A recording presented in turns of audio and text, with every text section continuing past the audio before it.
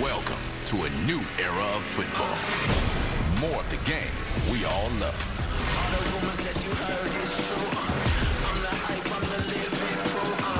Where a new breed of talent takes center stage. This team is explosive. Wow! 8 teams with a unique identity, each with a passion and desire to win.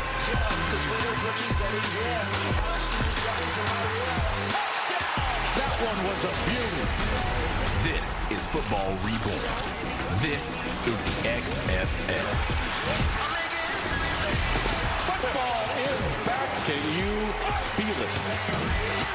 LA Wildcats, Houston Roughnecks. Next on Fox.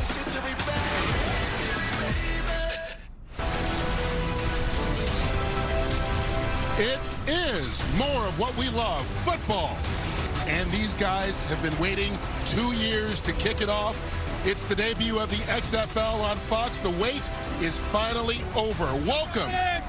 PJ Walker, let's go, baby! We work too damn hard. Let's eat. Let's eat on 3. 1, 2, 3. Let's eat. To week 1 of the XFL on Fox. It is the Los Angeles Wildcats and the Houston Roughnecks coming to you from TDECU Stadium in Houston. And this game will provide unprecedented access like inside the locker room along the sideline. We'll get to hear from players and coaches, and that access has begun already. Whether you score a touchdown, whether you give up one, doesn't matter. The next play is the most important, all right? One snap will clear everything. All right, let's get a break right here on TV. Let's go. From the first play to the last whistle. So guess what? I hope they call kickoff return, because I won't set the tone. That's how I feel. I hope they call kickoff return, because I won't set the tone, though. That's how I feel, Big Storm. So you can go roll somebody over there. You hear me? So let's go out there and knock them loose, big dog. Come on, man. Hey, listen up. The Wildcats defensive end Anthony Johnson's ready to go, and so are we. Welcome to the broadcast booth. Kurt Menefee alongside Joel Klatt. We'll get down to the sidelines and Brock Hewitt in just a bit, but you know, we talk about being excited for this. Obviously the players are. I can't wait for this game to kick off. Let's hurry up. Listen, I love the sport. You love the sport. We all love the sport. We all want more of it, and we're going to get that, and we're going to be bringing you closer to the game than you've ever been brought before. Not only the emotion and all the access, but also the schematics of the game. I'm very excited. Can't wait to sit along with you and take this ride. It has been a while getting here. It all started 2 years ago, in fact, when Oliver Luck, the president of the league, made the announcement. It's great to be here with all of you on this truly momentous day in the launch of the new XFL.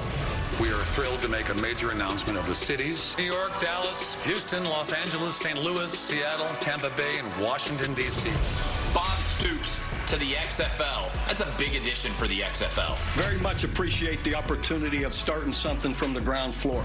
They picked their #1 quarterback today, Landry Jones, back up for the Steelers. He'll probably end up with Dallas and Stoops. The team names and logos were chosen exclusively to represent the spirit of football fans in their respective cities. In October, all the cuts are made, players are available, and you have your draft. The XFL ball's got different pebbling. 1 year to work on this ball. Last night, XFL mini camps kicked off. And the team's jerseys and helmets were revealed to the players. Camp underway as we speak. It's all up for grabs. It is a true competition. A lot of rules were released today. This league needs to be different, and this is really what it's going to be all about. 52-man rosters are set. It's exciting. It's going to be fast, which I think will be a lot of fun. It's big names. This league's going to be fascinating. I'm crazy into this. And so there are 8 teams divided into East and West conferences. You will play each team in your division, as they're called, twice during the regular season. The team in the other division once. 10 games total, playoffs, and a championship game come late April. And so this is a big matchup in the Western Division between Los Angeles, the Wildcats, and the Houston Roughnecks. And you know what? Not only these two teams who this will matter down the road. We've got 2 teams with 2 totally different approaches. A defensive-minded, fiery guy in Winston Moss leading LA, and then June Jones, Jones, a little bit more calm, and an offensive guru for Houston. Let's start with the offensive guru. June Jones has been around a long time. He's been a head coach at many different levels, and he's going to know exactly how to get his team ready to go, and he's going to play an exciting offensive brand of football. His quarterback leading that charge is P.J. Walker. P.J. Walker's a very good player, played his college football at Temple for Matt Rule when they were on that run there. Rule now, of course, the Carolina Panthers head coach. Walker was recently with the Indianapolis Colts and now with the Roughnecks. On the other side, Kurt, like you mentioned, it's the fiery Winston Moss, the former defensive assistant throughout the NFL, great player in his own right, and he'll be leading a very defensive-minded team led on that side of the football by the guy you heard in the locker room, Anthony Johnson. Anthony Johnson, not the 300-pounder from LSU. No, he's lost 100 pounds. That's right, folks. He's not even 308. He's tonight 240 pounds. He'll play outside linebacker, trying to further his career by proving to everybody that he can rush the passer from the outside. Can't wait to see it. We heard from Anthony Johnson earlier. Throughout the broadcast, we'll hear from players, coaches, mic'd up in the booth, down on the sideline. Right now, though, we get to hear from the guy who is going to do a lot of that work down there. Brock Hewitt standing by with the two starting quarterbacks. Brock. Yeah, thank you, Kurt. I'm feeling it. I know you quarterbacks are as well. So, PJ, what's rolling through your mind here with a minute to go till we play? It's going to be exciting. It's going to be fun. Just come out here and fly around and make a lot of plays and have fun with my teammates. Charles, you told us you were waiting for this moment, right, for the last few years. What's going through your mind? I'm just really excited to get to play again. Yeah, get to throw and start a football game. How about the last message you'll have for those guys in that huddle before you break? Let's play for one another. Let's be out here for each other. Let's have each other backs, and let's go out here and have fun. Defensive-minded coach, plenty of emotion. What will you say to your guys in that huddle? Just here we go. Here we go. Let's go score a touchdown. Here we go, Kurt. It's the XFL, baby. Let's go. Nothing left to say, right? Let's go score a touchdown. Let's score a couple of them for each team. And this is a perfect day to do it. The weather, you could not ask for better. Saturday afternoon here in Houston, 70 degrees, light winds, and very few clouds in the sky. Throughout the XFL season, we'll keep an eye on the betting line. And this number provided by Fox Bet has the Houston Roughnecks 6.5-point favorites going into this. And look at the over-under. Expected to be a high-scoring affair, 50.5. And keep in mind, each weekend you can win money playing XFL Super 6. Download the Fox Sports Super 6 app and play for free for your chance to win $10,000. All right, a couple of slightly different rules, most to do with the clock. You probably won't notice them, but one that everyone can tell right off the bat here, Joel Klatt, is the kickoff's a little different here. I think it's important not to make little changes just for change's sake, but Kurt, make changes that you feel like can make the game better or safer. That's where we find ourselves here with the kickoff. The kicker will be back at the 30-yard line. He's going to kick the ball off from that spot, and yet his team, the kicking team, will be all the way on the opposite side of the field at the 35-yard line. The receiving team lines up at the 30, and those players, those 10 players lined up opposite each other, they will not move until the kick has been caught by the return man. This is important, folks. We are getting rid of the long-run concussion, long-run impact. All of those things can make the game better, make the game safer, and we see it right here with the XFL. And here we are. The LA Wildcats and the Houston Roughnecks begin their franchise history. James Butler on the return. Out across the 30, a little running room. What a way to start for Houston. 33 yards on the return for Butler. And so very good starting field position for P.J. Walker. You talked about his career at Temple. Spent the last couple of years on the Indianapolis Colts' practice squad. Really, on the practice squad, you don't get a chance to play.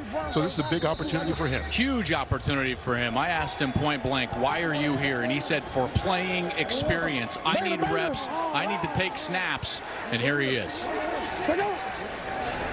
First down, starting from the 39-yard line. Off right away, Andre Williams. And a one-time New York Giant picks up a couple of yards. You talked about this offense for the Houston Renegades. Should be high-flying. It really should, because that's what we expect whenever you see June Jones run an offense. Well, June Jones has been known for his entire history for this run-and-shoot, run-and-gun style offense. But what I'm most interested in is he really believes in his offensive line, and his running back, Andre Williams, who was a Doak Walker Award winner at Boston College, I'll be pretty interested to see him run the football here early. Quick pass out. Khalil Lewis with the first reception and our first down of the game. And there's that short passing game that June Jones has been so effective with during the course of his career. And P.J. Walker is a guy that has a live arm. They've been working on his deep ball ability. I'll be interested here early, right? You feel the excitement in the air against this LA defense as they get to the 50-yard line. If they may take a shot here on this first drive, try to get everybody excited. Gain of 9 to midfield. Walker with time takes the shot. Cam Phillips caught. Touchdown, Renegades.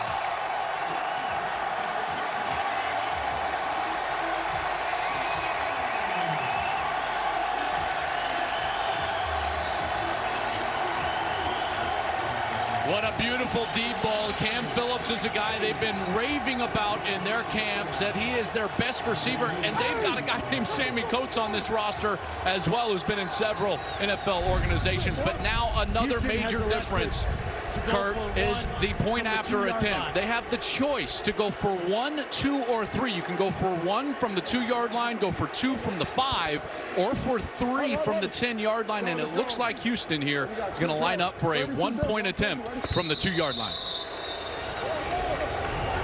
P.J. Walker, after hooking up 50 yards to Cam Phillips for the touchdown, will try and add the point after. Draw play goes absolutely nowhere, so they don't tack on the extra point, but that's okay. They come out of the gate less than a minute and a half into the game. A 3-play drive, 1 minute 23 seconds officially, and they have a 6-0 lead. And by the way, this play is dead as soon as they stop them on the conversion, so it doesn't matter whether the ball came out or not. Some extracurricular there. Looks like Ahmad Dixon was tangled up with Sebastian Tritola, but I tell you what, Cam Phillips, he is a speedy player. Saw him play for Virginia Tech in 2017. He was a first-team All-ACC player. He had 71 grabs for nearly 1,000 yards, but they love his ability. And Brock, you're right there with him. Cam ran a great route there. Yeah, he certainly did. You know, Cam, your coaches were talking about you yesterday. Everybody, Sammy Coates this, Sammy Coates that. I said, no, this Cam kid has had a camp. You got a one-on-one. What did you see? Just one-on-one. Me and PJ been, working at all camp, and I just gave him a little stutter since he was in off coverage. I knew PJ would give me a chance, and I just made the play. You have been running that route for months. You finally got to do it in front of 20,000 people. What did that feel like? Oh, it's great out here, man. The energy is electric. The city and town of Houston has, supported us, and, it just feels good to finally be out here playing football. Right on. And, Joel, you know this. They talked to PJ about working that deep ball. Could not have thrown that one better. Yeah, that's right. That's the one thing that June Jones said he needed to do better. And sure enough, right out of the gate, he got a chance and delivered a beauty. Now Kermit Whitfield picks it up on the bounce. And he returns it just shy of the 30-yard line. So we will see if the Wildcats can answer the quick strike by the Roughnecks. Well, their quarterback is going to be Charles Knopf. And Charles played his college football at Princeton. He originally was signed in the XFL by the New York Guardians on January 5th, but he was traded to LA on January 19th. So, Kurt, he has not had a ton of time or a ton of reps under Norm Chow, the offensive coordinator, and with his teammates here with the Wildcats. He's only had about 5 full practices, so we'll see how much of the offense Norm Chow can use with his quarterback here tonight. Here we go. They start at the 29. Knopf under pressure. Gets rid of it and is lucky that wasn't picked off. DeMarcus Gates had it go through his hands, and they stopped the first down play. Well, this Wildcats offense, they feel confident in their wide receiver core. Nelson Spruce is a guy, you might hear his name quite a bit. He has been in several camps, featured on Hard Knocks with the Rams. They like Elijah Hood, their running back, but Knopf has got to get that ball out. There he goes, Spruce over the middle. Going to be close to that first down marker, and they're able to kind of go into a hurry-up mode because of two factors here in the XFL. One, as soon as the play is over, an official spots the ball, so they don't have to wait for someone to bring it in from the sideline. And secondly, the offensive coordinator can talk into the helmets of the quarterback, the wide receivers, and the running back, so they don't have to huddle up as often. That's right. The wide receivers can stay out wide, and that official you were talking about is a designated ball spotting official. That's all he's out there to do. And that's where they're going to try to get a little more tempo out of these teams, and we're seeing it here early. 3rd and less than a yard. First carry of the game. Well, here's Elijah Hood. Looks like he got the first down. He did. He just, that extra lean, Kurt, got that first down, and that's going to be big for the Wildcats because the crowd was into it there. That defense was flying around. Knopf got away with that pass that was almost picked off, and they're going to have to calm down here and find an easy completion like they did on 2nd down. Little shuffle pass. And then they quickly and Larry Rose, and now it's this Wildcat offense that's trying to mix things up under Norm Chow. Yeah, and this defense for Houston, on that side, you're going to see some guys that you're going to know their names. Coney Ely, to be exact. He was a guy who had 3 sacks in the Super Bowl with Carolina in Super Bowl 50 against the Denver Broncos. He was a 2nd-round draft pick, and for a myriad of reasons finds himself here on his road in what he hopes to is back to the NFL. And you're going to see him a lot today. He's number 94 for Houston. Wildcats going with 6 linemen. Elijah Wood can't even get back to the line of scrimmage. Stopped before he got there by Corey Crawford. 3, 3, 3, 3. Okay. Train left nasty. Warren Sale. Train left nasty. Warren Sale. Norm Chow, the offensive coordinator, calling the play in.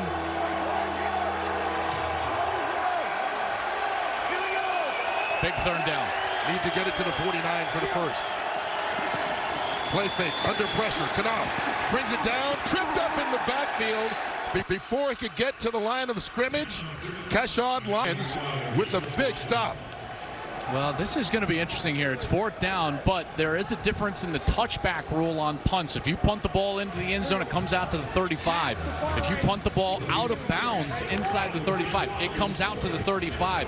So it's a very penal rule. You're going to see a lot of teams go for it on 4th down. That's what I've expected. That's what we're going to see here. 4th and short, even in minus territory. So Houston calls the timeout. This is the first timeout of the half for Houston. 30-second timeout. For the record, each team has 2 timeouts per half. Obviously, clock stops at 2-minute warning, like normal as well. While they take a timeout, we'll take a brief one too. Stick around.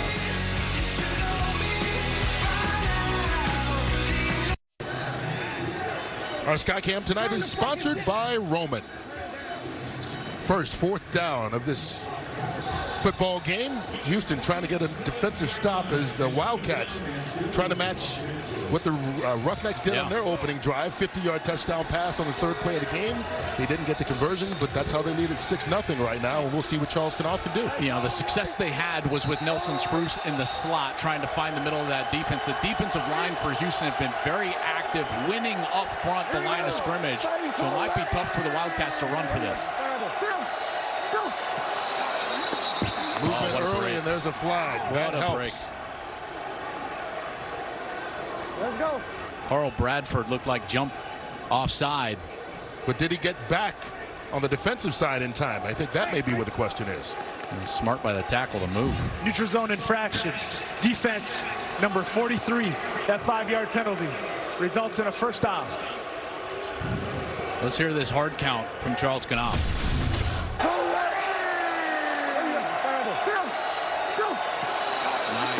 Really nicely executed by Knopf and that offensive line to hold their water. I really like also what Storm Norton, the left tackle, did is as soon as he felt that neutral zone being encroached right there, he came out of his stance to draw the flag right away, and he did not even allow Carl Bradford to get back onto his side of the football. Really well executed. And they get a free first down out of it. Little end around run. Pitch made to Kermit Whitfield, and Whitfield deep into Roughneck territory. Nice misdirection there. Got a little spin out from the quarterback. Just toss it back to Whitfield. Very Kansas City Chiefs-esque, you know, when they throw it to some of those speedy guys. Whitfield was signed as an undrafted free agent by the Bears back in 2017. He was waived only 3 days later in Cincinnati in the practice squad in 17 and 18. He went to Florida State. He's a burner, and they got him on the edge there early. Love that play call from Norm Chow. And he has settled his quarterback down and that offensive line down with some of these schemes here early in this game. 19-yard gain. Handoff, Elijah Hood runs into Kashad Lyons. Doesn't pick up much. Hey, Brock, we were talking in that break about the active defensive line. Love what Norm Chow did. He used that aggressiveness against them with the hard cadence, then a little bit of a reverse. And I think a real credit, too, to Knopf. Remember, he's been here 2 weeks. And you know, Joel, there's a lot to those play calls with a fly sweep motion. And this isn't just basic 101 football. Credit to the QB, the Princeton kid, for absorbing it all. Here we go. Will he ever be something other than the Princeton kid? No. It's like every Harvard player, every Princeton player. Right. Elijah Hood. That's right. Short pickup. They carry that label forever, don't they? Let's see what Norm does here on third down. No, get the normal 3. Get the normal 3. Closet right. 62 smash. F Poco. 62 smash. F Poco. Feels like a hard play action. Faking a run action on the right. A smash concept, and then they're going to try to slip that F back out. Out of the shotgun. Knopf over the middle of the field. Tipped and caught. Nelson Spruce. Inside the 5 after it was deflected by DeMarcus Gates. What concentration by Spruce. And how about the pocket presence from Knopf? He knows he's going to get hit, and he just hangs in enough to get that ball over the linebacker. Fortunately for him, it's tipped up towards Spruce. Spruce makes the catch. And what a drive here for Knopf and the LA Wildcats. And concentration from Spruce to bring that ball in after it was basically batted in the air. First and goal from the 5. Looking towards the end zone. Knopf holding on. Keeps it. Diving. Touchdown. Wildcats.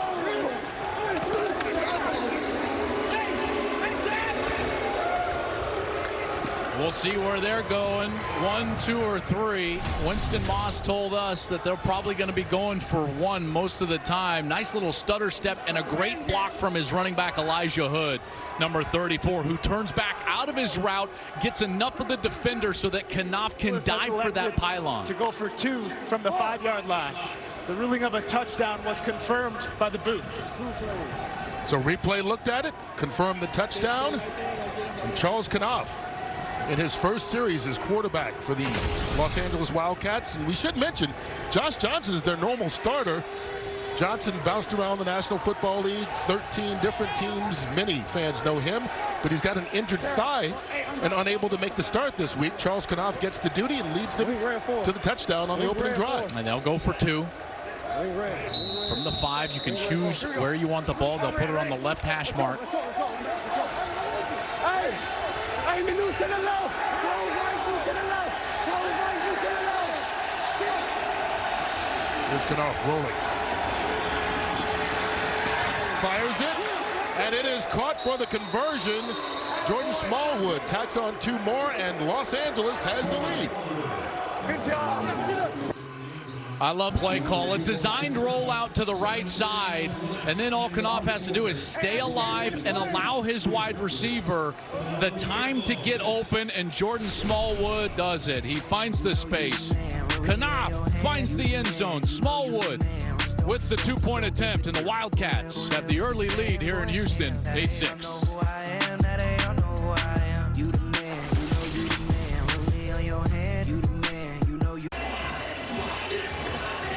Quite a response from the Wildcats right down the field. You said to me coming off the field, did that ball get tipped? You didn't even see it. Yeah, no, I didn't see it. I didn't see it. I was lucky he broke the way he did. So I was reading him too. So I don't even know. All's well ends well. What does it feel like to actually take that first hit? Is there almost some sense of relief? Yeah, bad play to start, but luckily we rebounded. Yeah, but the team did respond. You go right down the field with a lot of different plays. No problem with the playbook. Great. Norm's really good. All right, keep it up. Stay healthy. Kurt? Well, they answered Houston came out, 3 plays at the game, 50-yard touchdown. A little bit more methodical, 11 plays, 71 yards, but they answer and then get the 2-point conversion to take the lead.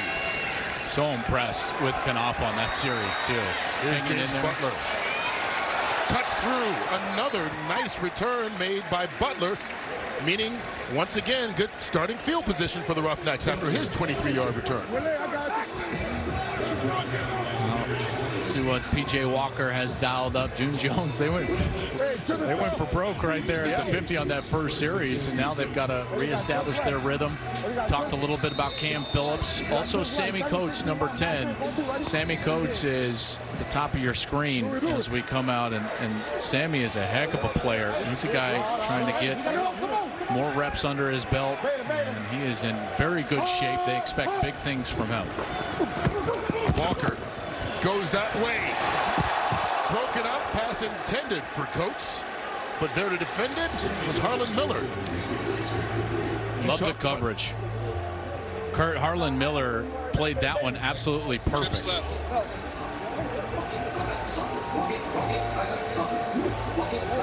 June Jones calls the plays as the head coach as well. Chris Miller, the former quarterback, has the title of offensive coordinator and works with the quarterbacks during the week, but once we're in the game, Jones calls the plays. Walker behind Cam Phillips. No flags on the play. Jalen Dunlap there with him. Probably should have gotten a flag there. I thought that Phillips ran a great route, and Dunlap, as he's kind of beat, watch this right hand and then pulls on that jersey, and he pulls Cam Phillips away from the ball, gets away from one there. Certainly should have drawn some laundry, and now Houston is faced with a 3rd and long here. Let's see if the Wildcats try to light him up with a little blitz, try to pressure the quarterback, or if they're going to sit back in coverage. Flags on the play as Williams is swallowed up right away. Ruling on the field, runners forward progress was stopped prior to the football coming out. Big Roderick Henderson, number 90 there. Well, 362 pounds of him. And let's see what the marker's for.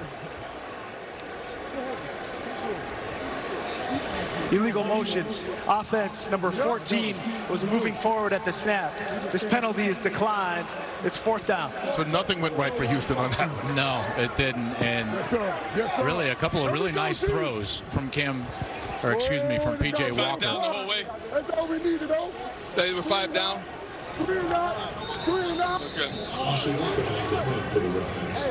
So they don't get the 3rd down conversion. Austin Rico on for the first punt of the afternoon. Kermit Whitfield standing back right about his 30-yard line. Bobbles it. Muffs punt. Houston says they recovered. And you can see the officials down there in the scrum. He's got it! He's got it! That was the kicking team, right? First down, Houston. The ruling on the field, ball was first touched by the receiving team and recovered by the kicking team. It's 1st down, Houston. And there it is. It's official. Edmund Robinson with the recovery. Right off the face mask of Whitfield, and that always spells trouble. And there is an adjustment to the punt rule. The gunners cannot leave until the kick, nor can anybody else on the punt team. So they got down there very quickly for having to stay at the line of scrimmage until the kick of the football. And Robinson goes down there, and he's able to rip that ball away. What a great job there, and a big break here for the Roughnecks now in plus territory. Starting at the 38-yard line. Let's see if they take a shot right away. Out of the backfield, Williams cuts it back inside. And Andre Williams out to the 31-yard line. Gain of 7. Let's go trips left, 80, Z pivot, Z level, X levels, 80, trips left, 80, Z pivot, X levels, trio left. We can see 3 receivers to the left, top of the screen. They'll be running levels up there. The Z is the bottom of your screen. He's got the pivot route. They go the other way. Walker hooking up with Cam Phillips, who's been his favorite receiver so far today, working against Jalen Dunlap, who gave up the touchdown earlier. Let's see. June lights it up, tries to go up top again. Okay, let's go. Trips left, 32 Detroit dog. Trips left, 32 Detroit dog. That sounds like a run play to me. 32 would signify that that's going to go to the right side. First down from the 26. It is a run play, and it runs nowhere. Although second effort by D'Angelo Henderson still goes nowhere. Big hit by Ahmad Dixon, and he is still down. Back up. As are a couple of Wildcats. Boy, Dixon came flying up there. Trayvon Sanders, 93, was in the backfield, and then Ahmad Dixon from his safety position came screaming up and goes right in on Henderson. Wow, what a collision there.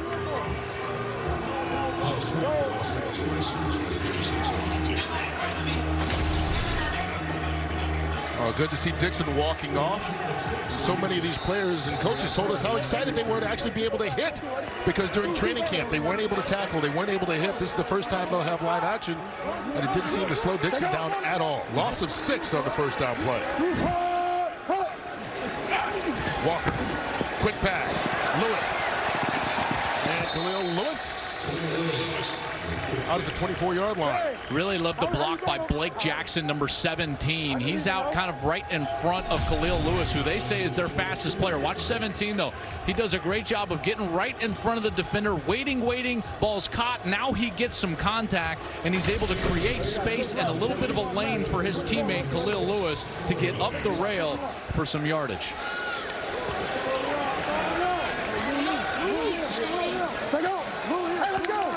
Play clock down to 3, 2. They get it off. Towards the end zone. Sammy Coates, the intended receiver. Still no flag. Mike Stevens on the coverage. You can tell everyone with Houston Red on right now is wondering, where's the yellow hanky? There's 10, Sammy Coates, and he's going to the corner. This ball was a little late and a little underthrown. Certainly some contact, not as egregious as earlier, but Mike Stevens is able to get the pass breakup from North Carolina State. He's a guy that they were really high on in camp, but certainly gets away with contact there before the ball arrives. Now, every play is reviewable, but pass interference is not reviewable. It does not fall under the jurisdiction of being able to overturn a call or non-call. So Sergio Castillo will come on. 40-yard field goal attempt, and he hooked it way left. That's a great stop for that defense. Think about that. It's a sudden change. Remember, this drive started with the muffed punt. The Roughnecks have a short field, and the Wildcat defense was able to go out there for Winston Moss and get a great stop. Well, while we're busy here with the XFL this Saturday, next Sunday, I know where Joel will be. He'll be in front of his TV because the Daytona 500 will kick off the 2020 NASCAR season next Sunday, February 16th at 2:30 Eastern, with a pre-race beginning at 1. Only right here on Fox. Going to fly back from Seattle. We'll be in Seattle. Yes, sir. Next week. Saturday night next week, and going to fly home. And I'll be there for America's race. You probably can sleep in between, too. I know you'd stay up just to watch it, but I would. About 12 hours or 14 hours. I would, but I can't wait for that. It's always well, you always got 3 little boys at home. You don't do a lot of sleeping, probably. We're gonna make some pancakes and watch America's race. All right. So the Wildcats withstand the turnover in their own territory. And here's Charleston off on first down. Quick pass. Nelson Spruce one-hands it. Nice grab by the Colorado alum. Yeah, I've watched Nelson Spruce for a long time, and he has been so productive. He set the Pac-12 record for catches in a career. It's been since broken by Gabe Marks at Washington State. But Spruce was having a great camp with Sean McVay and the LA Rams until he got hurt in that camp when the Hard Knocks was featuring the Rams, and he's trying to find his way back. 2nd and 3. That one caught. After being batted around, by a big offensive lineman, Patrick Vahi. Corey Crawford, the defender who got a hand on it, but it worked out in favor of the Wildcats. Ladies and gentlemen, the most exciting day in an offensive lineman's life right there. Look at him. He is on cloud 9. Patrick Vahi from Texas went to the University of Texas, played 45 career games, but he gets a catch in the XFL. And how about the hands he displayed? And he gets right upfield, Kurt, for a first down. Did you see him trying not to look at the jumbotron to see the replay? He goes out good. Here's Elijah Hood. Maybe he needs a lesson from Vahi. He gets stopped in the backfield. Nowhere to go. Vahi's like, hey, Elijah, it's not that hard. Come on, man. I can get first downs. Oh, I love it.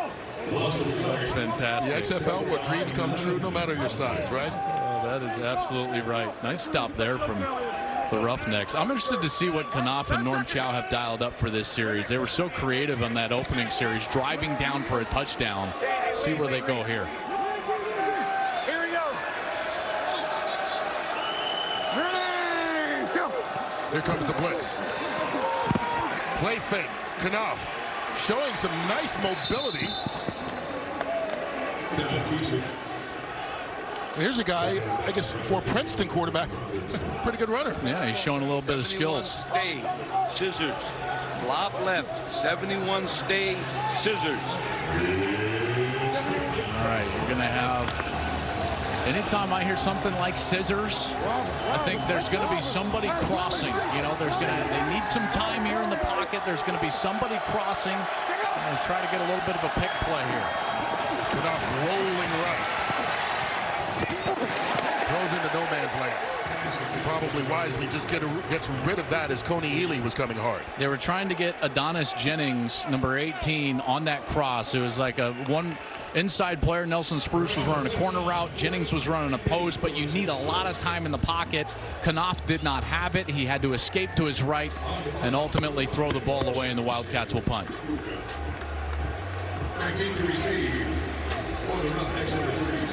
First punt so far for the Wildcats in this game. Shane Tripucka set to kick it. Sam Mobley back deep. High kick. Fair catch call for it. Mobley makes it inside the 20. You know, knowing Winston Moss and talking with him, I'm sure he was elated with that defensive stand in the last series. Let's talk to him now. Winston, your defense goes out there, short field, sudden change. You got to be thrilled with the way they played on that last series. Yes, I was. The defense has definitely picked up its pace. We switched personnel groupings to match them up a little bit better, and so that's definitely helped out. I'm kind of managing both sides right now, and so that's why it's a little tough to talk to me right now. But I'm trying to get these rushers to get out to that quarterback. Quarterback has way too much time to throw the ball. All right, go yell at him. Oh, yeah, yes, I will. Thank you. Right, we'll let you manage that. Right now, Houston's back on offense. P.J. Walker. Pass caught underneath. Nick Holley, the wide receiver, and you see him wearing number 33. That's because he came to camp as a running back, but that's kind of been his career. Yeah. At Kent State, he was a wide receiver, switched to quarterback, started 10 games, was a running back. He's kind of done it all. He certainly has, and he's also trying to come back from injury. He's had 3 ACLs. The most recent was 10 months ago, and he is trying to get himself healthy for another shot. 6 yards on first down. They go the other way. That one deflected at the line of scrimmage, intended for Holly, but Latarius Brady got a hand on it. Yeah, number 99, Latarius Brady, did a great job. If you can't get to the quarterback like your coach wants, get that big paw up there. He's able to do it, and he bats it down. And PJ had his man. It was Hawley that was wide open down there. Probably could have gotten a first down. So a terrific job by Latarius Brady. And that'll do it for the first quarter in this opening game for the LA Wildcats and Houston Roughnecks.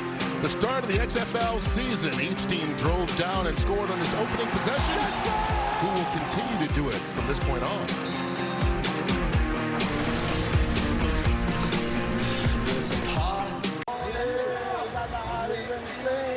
Back in Houston, where P.J. Walker is still pumped up. And why not? First drive of the game, he threw a 50-yard touchdown pass. Los Angeles matched that. It's been pretty even throughout the rest of that first quarter. We're ready to start the second quarter here with the Roughnecks Having the ball at the 25-yard line on 3rd and 4. Yeah, good tempo, Brock. I'm impressed with the tempo both of these offenses have played at, and that's what they want here in the XFL. Here's Walker. Lofting it. Coates out of bounds. Just only need 1 foot in the XFL, and Sammy Coates couldn't get that in. Really good coverage by Harlan Miller. Coates did not give his quarterback a lot of room to complete that ball. Kind of runs himself into trouble, but I wonder if, is that right foot down? Well, he stepped out, I think, with his left foot before he even caught the ball. That's a good point. That's a great point. Harlan Miller did a great job using the sideline. DB's out there. Use the sideline as an extra defender. Force that wide receiver over there. And it gives the quarterback nowhere to throw the ball. High kick from Austin Rico. Kermit Whitfield catches this one. Last one bounced off his face mask. He secures it, gets out of bounds at the 40-yard line. Charles Knopf has been playing well, and let's listen what he's got going on the sideline. If I point you, can you see me point? I saw you. So if I point you, go, because I saw. The guy was way inside, so he didn't have anywhere to go. So I saw it. Oh, yeah. Brock Knopf has only had 5 practices, and yet he looks like he's been running this offense for years. Very impressed with the way he's been able to run with tempo, make adjustments, and overall just operate here tonight. Yeah, you just talked about that. That pace is not bothering these guys at all. And I think, remember, most of these guys are in their mid-20s. They're used to this pacing in college football. This is not, with this play clock, a challenge at all. Draw play on 1st down. Elijah Hood tries to bounce it outside. Picks up a couple of yards before DeMarcus Gates stopped him. Give him 3 yards. I'm interested on this series if we're going to see the Wildcats continue to try to exploit those slot players. I've felt so far like that's where they're best, is when they're finding Spruce, when they're getting their quarterback rolled out, and then they're finding the flat in that respect. But overall, just middle of the field, finding the slant route just behind the linebackers. Knopf throws that one to Spruce, tries to stiff arm his way to that 1st down marker. Jane Harris with the tackle. Did he get it? Had to get right to the 50. He did that and a little bit more for the 1st down. Here we go. Jet pony. Jet pony. Split right. 70 Hank. Split right. 70 Hank. Jet pony is the personnel group. They're going to motion out, I believe, on the Hank concept. Here's Knopf. Runs out of time. Hit. Ball still alive. And it looks like Houston recovered. Kalen Burnett, the linebacker, comes in, gets the hit and the recovery. Well, we're going to have to see if Knopf's arm was coming forward here. That was very awkward because it looked like he was trying to get rid of the ball. Watch as Knopf starts stepping up in the pocket. And right about here, it looks like he wants to throw the ball, and he kind of shoves it forward. It looks like that is moving forward and releasing. Kurt's shirt, to me, looks like that's an incomplete pass. Yeah, once again, all plays are reviewed by the replay booth. And you can see this looks like it. I agree with you. I think it's a forward pass and not a fumble. But well, now you got to see, did it actually hit the ground? Because it could be a pass and then just picked off. And I don't think it did hit the ground. A lot going on there. There was a lot of moving parts there. To me, it looked like the ball just kind of came out, and then there was a scrum for it on the ground. But I would have had the flat, but it just took way too long. So I was waiting. And I was trying to throw it to the back to get out. I felt it. Yeah, I was just surprised. I mean, we said we weren't going to call it. So he caught it in the air without it hitting the ground. It got batted right into it. But you got him catching it in the air? I didn't know they confirmed it. That's okay. I'm just telling you they confirmed it. All right. There's our referee, Brandon Cruz. Ruling on the field has been confirmed by the booth. It's 1st down, Houston. Yeah, boy, I did not notice. I was just looking whether that was going to be incomplete or whether that was going to be ruled a fumble, but The ball never hits the ground. This is the best angle. Terrific angle by our camera guys. And he didn't even know it. And you can hear it in his lap. You can hear the refs telling Moss that was the case. It was James Butler after the turnover on first down. So it goes down as an interception for Kalen Burnett. June Jones's offense is back at work.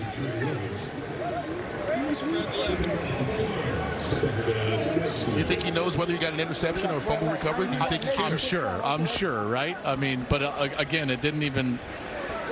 Don't even think he realized that ball was sitting in his legs until he started to get up and it was there.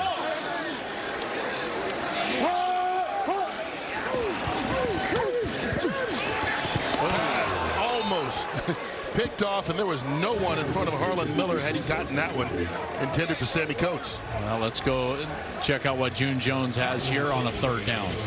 Okay, let's go. Trips left, 80, C pivot, H levels. Trips left, 80, C pivot, H levels. All right, the pivot is going to be to the single receiver side. That's going to be up top here. It looks like that's going to revert. It used to be a hitch earlier in the game. I expect him to go on the go route now. No flags on the play. Cam Phillips locked up with Jalen Dunlap. And it will fall incomplete and bring up fourth down. And sometimes what you have, in every offense I ever played in, Brock, I don't know how it was for you, but a hitch route would convert against bump coverage. Yeah, and I'm a little surprised after that initial touchdown on the go route. These corners have continued to play aggressive. Right, they have been sitting, Joel, and jumping on these routes. Usually you hit an uppercut early, they back off. That's not been the case. And Houston's going for it on 4th and 6. Leading the 35. All kinds of time for Walker. Finds his man, but Sammy Coates can't hold on. Another big hit from Ahmad Dixon. What a great play from Ahmad Dixon. He was the single safety over there. Coates ran a great route.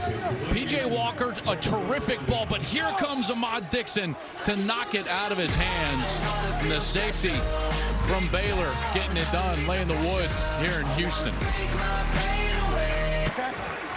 So Charles Knopf and the Wildcats taking the field 8-6. They hold the lead right now. And one of the cool things about the XFL is each team has its own branded ball. The team logo, team name on it. And if you take a look at the end of the ball, you're a quarterback here, Joel. It's got its own team logo, or team colors, rather. Yeah. You think, does that help your receivers catch the ball easier? I mean, I hope. And if it helps them in theory, then do it. Because it was one of those, right? You take a sugar pill, it takes your headache away. Whatever it takes, right? Whatever you believe. Here's Knopf.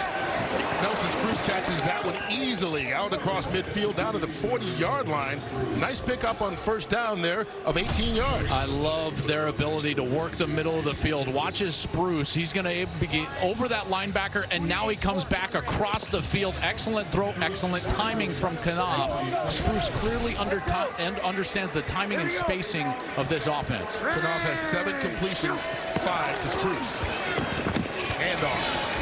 That's Elijah Hood.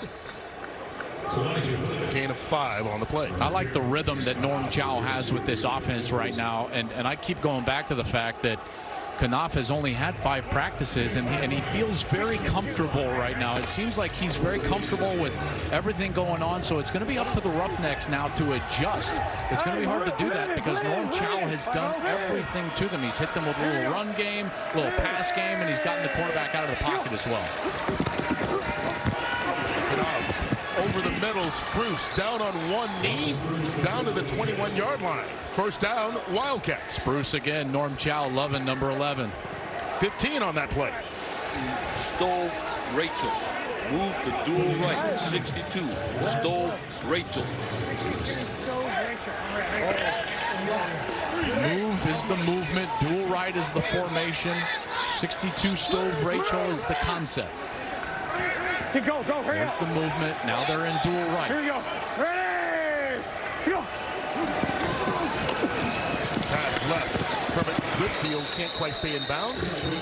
You know what also is interesting to me is early on in the game, we saw this Houston defensive front I won't say dominating, but having their way with the offensive line of Los Angeles. And they've been able to settle down since then. It feels like the Roughnecks defensive line has gotten a bit tired, and they've gotten the ball out quickly. They've used some of that misdirection. I really like the game plan as well as that offensive line settling down a little bit. Here's Kanoff to Whitfield again, and this time out right at that first down marker. You know what I love about that? We didn't hear the play call, but that was the exact same play call as he just used. As a play caller, if you're a young play caller out there, don't get bored. If it's not being stopped, you don't have to go away from it. Norm Chow uses some experience. Here's the same formation. This is dual right. Let's see if they go right back to that flat. And they did get the first down. They go to the end zone. Caught. Did he stay in bounds? Touchdown. Jordan Smallwood.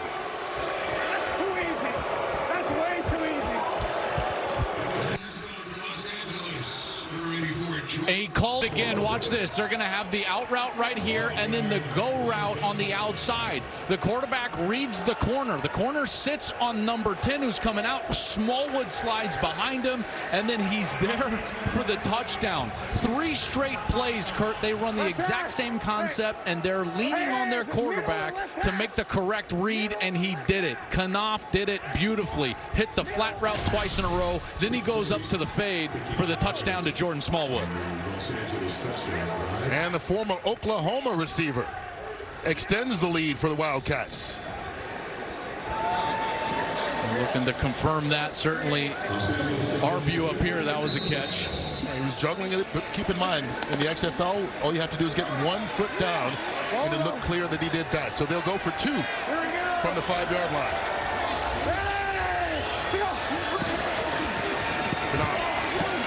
End zone. Caught.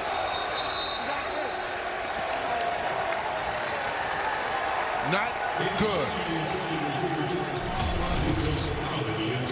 Saeed Blacknall too deep in the end zone. Couldn't get in. Good coverage right there, and he was not able to get that foot down. Hauled it in. Couldn't get the foot down. Huff, the safety, knocks him out. But it's been 14 unanswered for the Wildcats.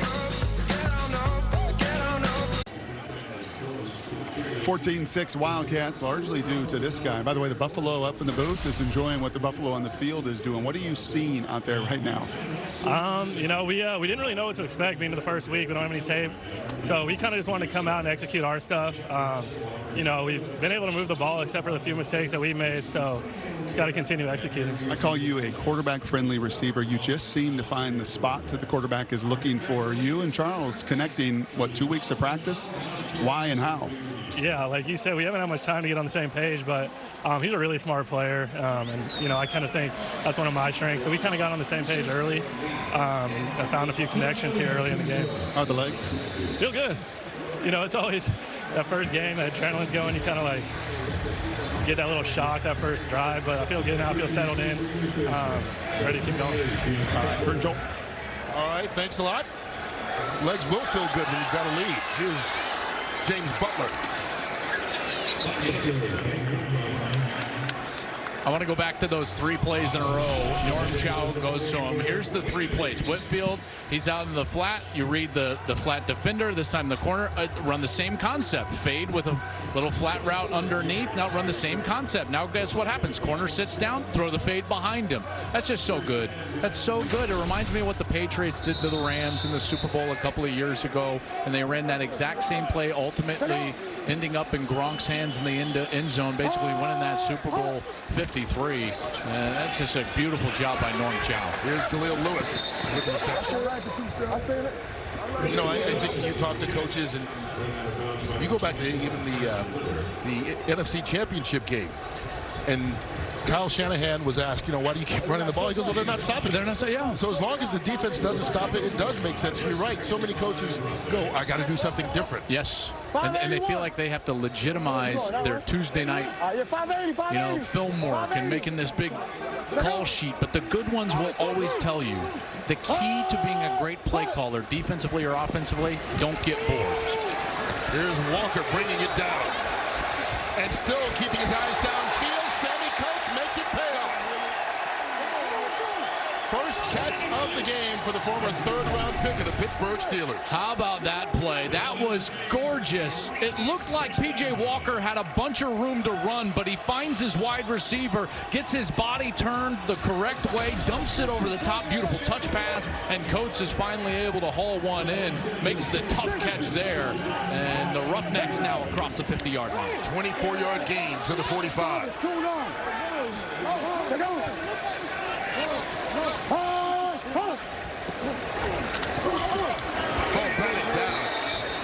Good job there at the line of scrimmage. The defensive front, Sean Oakman swatting that one away. Big 6'9" defensive lineman. Yeah, Sean Oakman had a tumultuous time getting to this point. He was a potential first-round pick, went undrafted and unsigned after a sexual assault allegation. He was found not guilty last February in 2019. Largely one of the reasons why he finds himself here is all of that tumult off of the field. And here he is in the XFL. Trying to get back again. Walker going deep down the sideline. Cam Phillips, the intended receiver. Flags fly. Working on Jalen Dunlap again. That's who they threw the 50-yard touchdown pass, and we've seen them matched up with Phillips, and they go after him time and time again. Defense, number 20. Ball be placed at the spot of the foul. Automatic first down. Clearly on that one. Yeah, and Dunlap got away with one earlier, remember, on that little back shoulder fade there. Clearly arrives early, and it's all taking place right at the line of scrimmage. He's losing at the line of scrimmage. Great releases by Cam Phillips. He's getting his leverage right away, stacking the defender, and all that Dunlap can do is chase and use his hands. That winds up being a 24-yard penalty. Walker under pressure, dumps it off. Butler out of the backfield. Down the sideline, into the end zone. Touchdown, Roughnecks.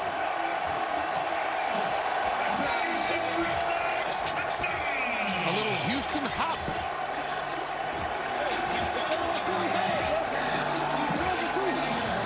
Beautiful patience from Walker.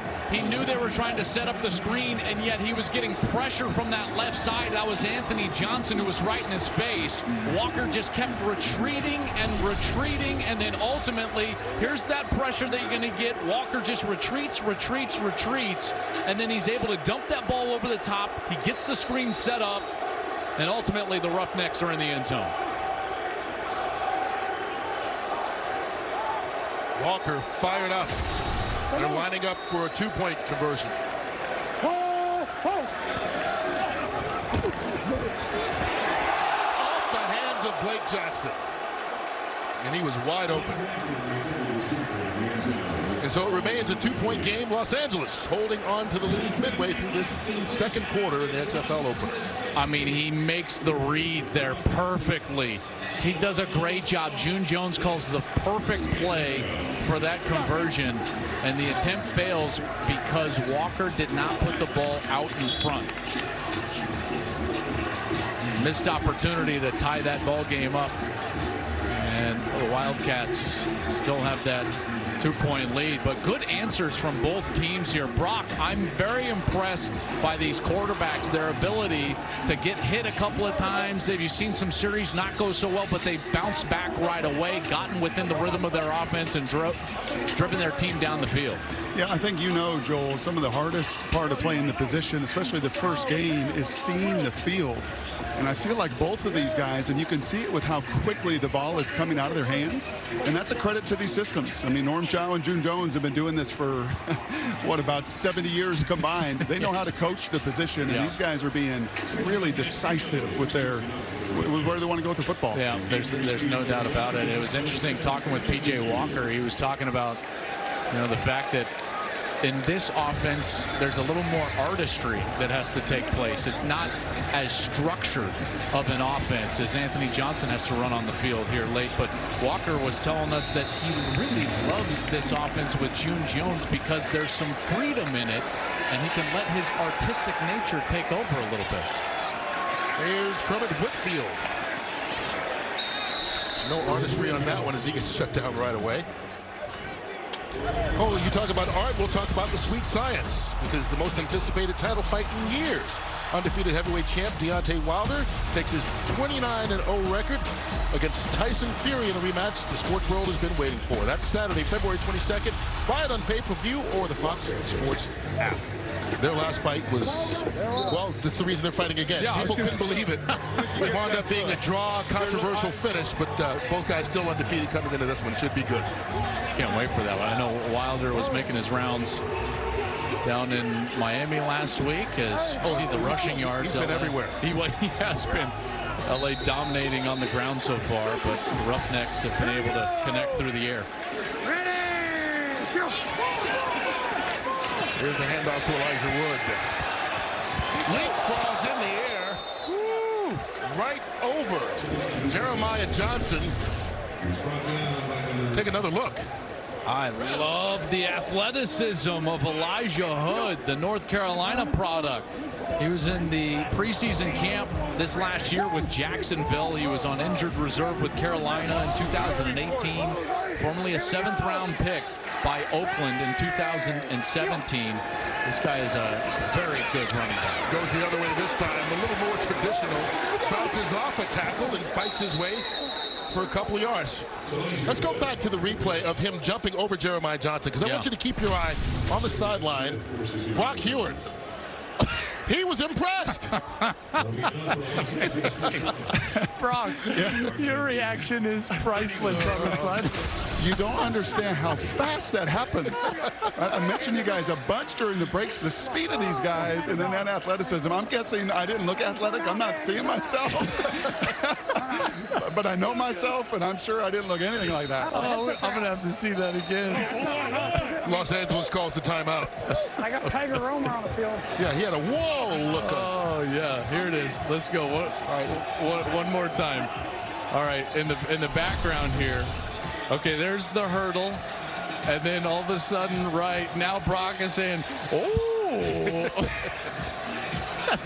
And his field producer, Johnny's stone cold. He's just like, yeah, I'm good. Yeah, younger guy. He's not as excited as you are. That is one funny looking face right there. Hey, but you own it, right? True, you own it.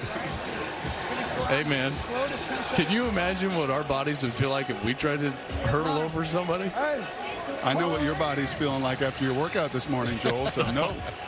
It's working now? All right.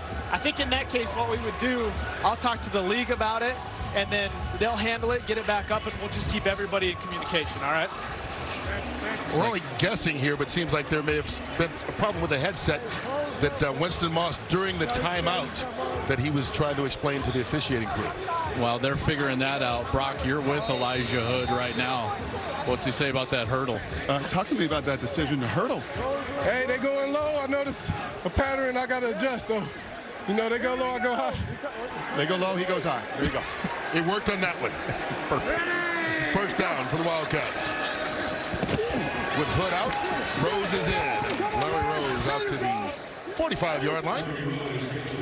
Gosh, the unsung things of a play right here. Watch 82, Brandon Barnes. Brandon Barnes, the tight end, he's going to come out, and Barnes is out here. Watch him seal the second level. He's going to work up to the second level. Watch this block. He gets contacted, and then he keeps his butt turned towards the outside, and that's right where the running back creases it to gain positive yards. Here's Rose again. More room outside. Through the arm tackle of Jeremiah Johnson and into a first down. They really like Larry Rose. Now, when I was talking with Norm before the game, he said he really liked Rose's ability to catch the ball, but he said he's also a really good running back. But watch for him at some moment tonight to motion out of the backfield and line up as a wide receiver.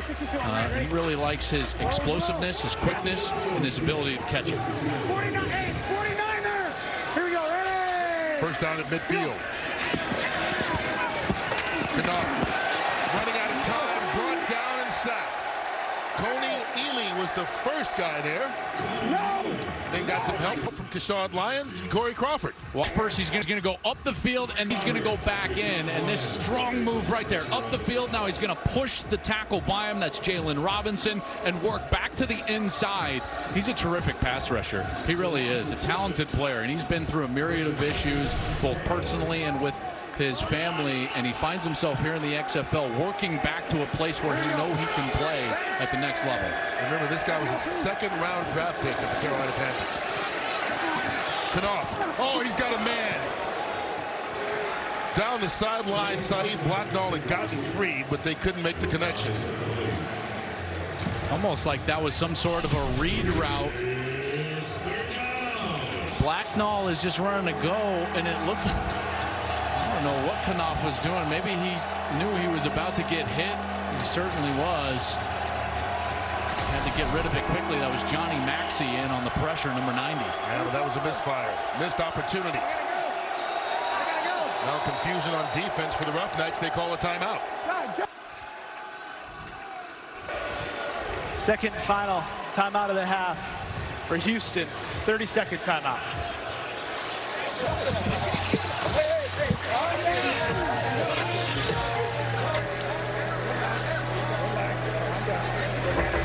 Charles Knopf looks frustrated. He's talking with Blacknall. I think he was expecting something different. Winston's doing a great job just telling him, hey, relax, let's move on. I gave it. You don't get a call from the sideline. I did though, and he ran the wrong route. So that's like, he's got a wrist. I called the play. I'm not hearing anything. What is he saying? Anything? That's a wrist.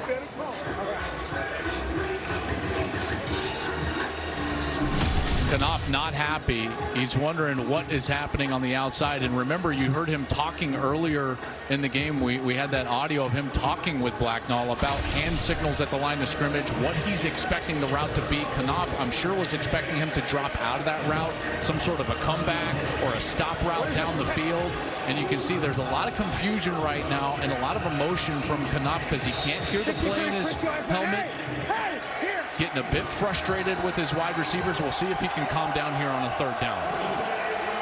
I'd heat him up. If I was the Roughnecks here, I would send some pressure. On 3rd and 12. Knopf steps up, throw a little bit behind Jordan Smallwood. Has to leave his feet so he won't get the first down. Yeah, but you know what that does? Down I was going to say, what it does is it gets you into a go-for-it situation on 4th down here across the 50-yard line rather than, for sure, a punt on 4th and long.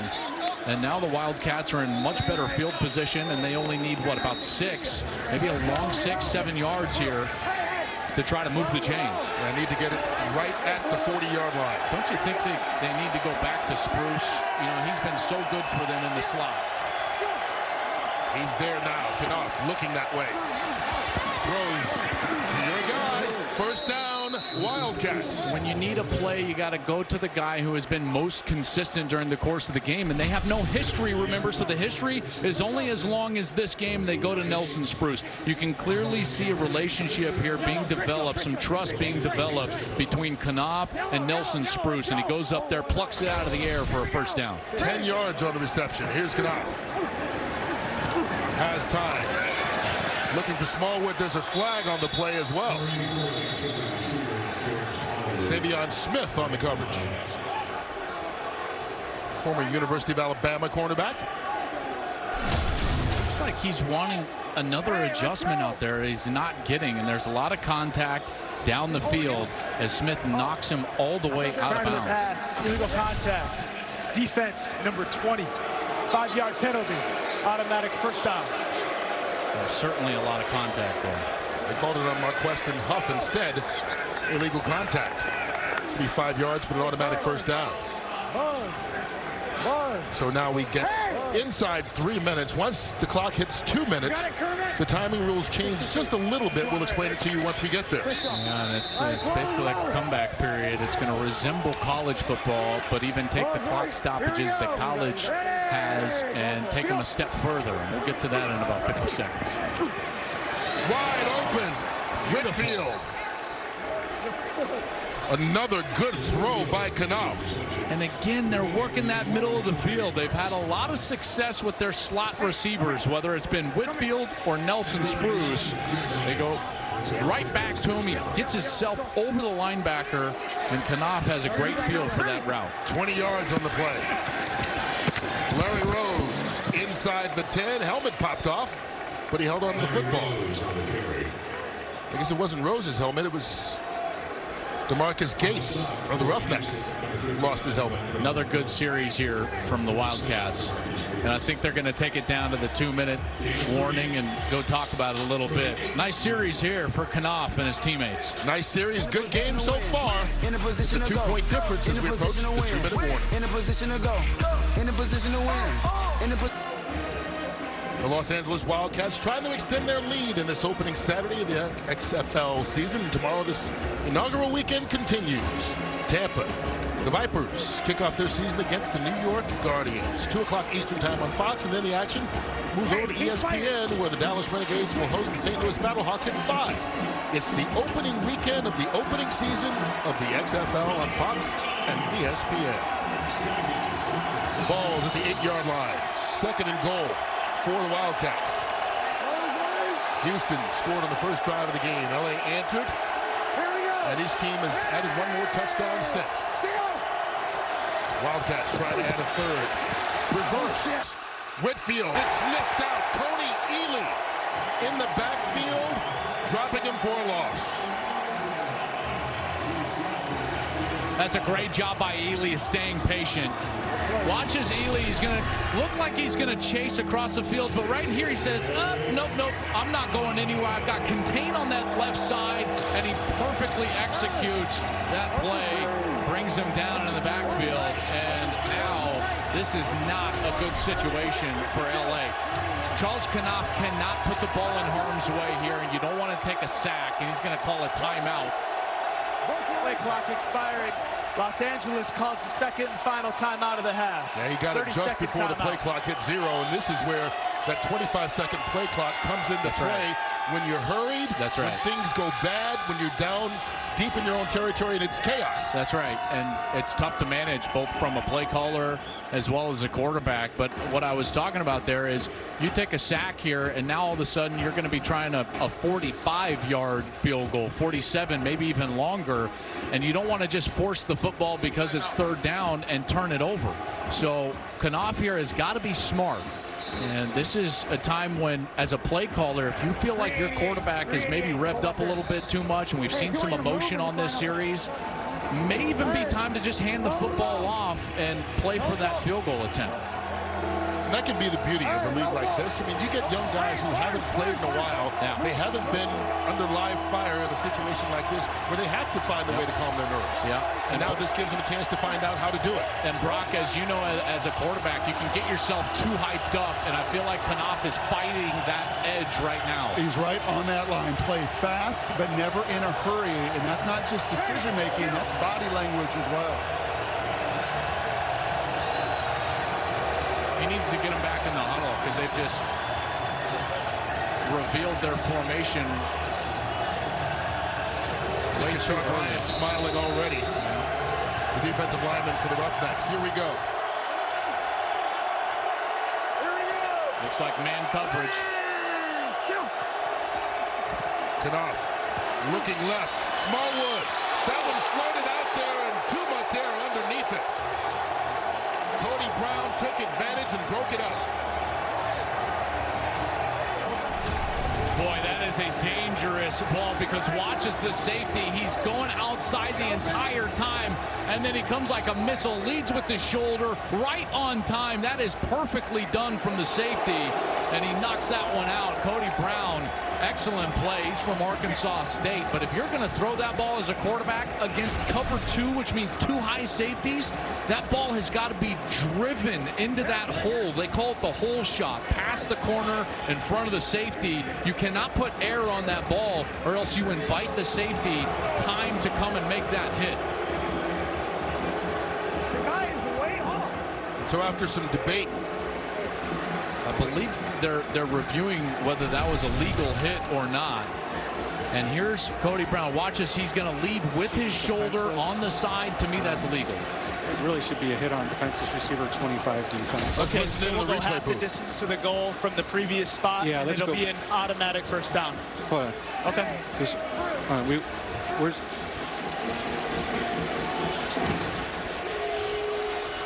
Okay, hold on. Hey, Brandon? Yes. We're just talking about the launch and the attack. Hold on. Okay. Yeah, no, thank you. Give me one more second, Brandon. All right. Hey, Brandon, although there was contact with the helmet, there wasn't the launch or there wasn't a launch, so we're good. We're going to stay with the ruling on the field. It was not the crown. Okay, so since there was no crown of the helmet involved, we're saying it's not a foul. Correct. Okay, the hit on the receiver was legal. Was legal. Okay. Thank you. That's the replay official, Mark Butterworth, talking with our referee, Brandon Cruz. And you hear that communication, how they kept looking at it until they got it right. That's right. Call. And it looked like, it sounded like they wanted initially to maybe make that an illegal hit. It was not, folks. That was picture perfect. And Dean Blandino is with us. He is the head of the XFL officiating. He's with us back in LA. Dean, I thought they executed that perfectly because that was to the side, shoulder first, exactly what the safety should do. Exactly, led with the shoulder, and they were looking at it. And again, the replay official can provide input on a player safety issue, call or no call. They talked through it, they communicated, and made the right call. And Nick Novak, the longtime NFL kicker, gets a 35-yarder, and the lead is now 5. Dean, appreciate you, bud. We'll be back with you the rest of the game. 1 minute, 26 seconds left to go here in this first half. And it's been a good ball game so far. We've seen good plays on both the offenses and some big hits on these defenses as well. The safeties in particular. You know, we saw Cody Brown there with a terrific hit in the end zone, Ahmad Dixon. And now we enter this 2-minute time, now with 1:26. Here's what happens, folks, for the clock rules. And this is exciting as a former quarterback, because these quarterbacks are going to have a chance to snap the football a lot more in this time of the game. The game clock will stop after every play, whether it's incomplete, out of bounds, a run play for 3 yards, a pass play for 12 yards. The game clock is going to stop. Now, on plays where the clock would normally run, like a run for 3 yards in the middle of the field, what's going to happen is the ball will be spotted, and then 5 seconds will roll off of the play clock from 25 down to 20. At that point, the game clock will start. So you're going to get a lot more snaps. You're not going to get teams that can just kneel on the football for a minute 45 at the end of the game. Is going to provide more exciting football at the most exciting time. That's an exciting play because that was a live football. James Butler scooped it up, trying to take it to the house. He doesn't get there, but he's into Wildcat territory. The mistake turning into the big return. I mean, how lucky can you be? This ball bounces not only right back to him, but forward. So it's just kind of rolling. He's chasing after it. It pops up off of this brand new turf. This is the first game ever being played on this surface. They just redid it at the University of Houston. It pops up right to him. That's incredible. Curdy never broke stride, and bam, he hits it up the field. Scoops it on the run. Down to the 39 of Los Angeles. 40 yards on the return. P.J. Walker under pressure. Blitz picked up. Oh, he's going towards the end zone. He's got Mobley. Broken up. Harlan Miller sniffed that one out. What a play. That ball hung in the air for what felt like an eternity. And Mobley had a step, but the ball wasn't far enough in front of him, and there's Miller at the last second. He reaches out. Miller played his college football at Southeast Louisiana. 9 career games with the Arizona Cardinals and the Washington Redskins in 16 and 18. He's down and shaken up, but now he's up. Boy, on back-to-back possessions, we've seen each quarterback have a guy in the end zone put a little too much air underneath it, and the defense take advantage. And that one, Kurt, he could throw it like a punt, honestly, but it's got to just be way out in front of him, bring him all the way across the field. What happened there is Mobley had to slow down just a bit, and that just a bit allowed Harlan Miller to close on the football and bat it down. All right, so Miller goes to the sideline. Jerome Copeland comes in, wearing number 22. We'll see if they go after him.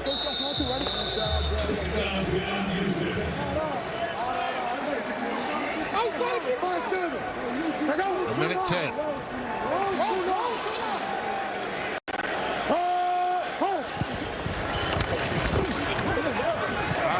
it is Walker.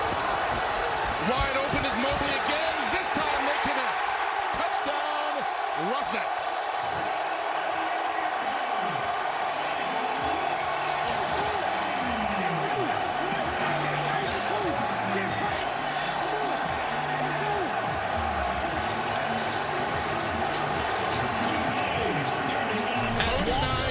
On the touchdown. And as Walker breaks out of the pocket, watch as he gets out to the left.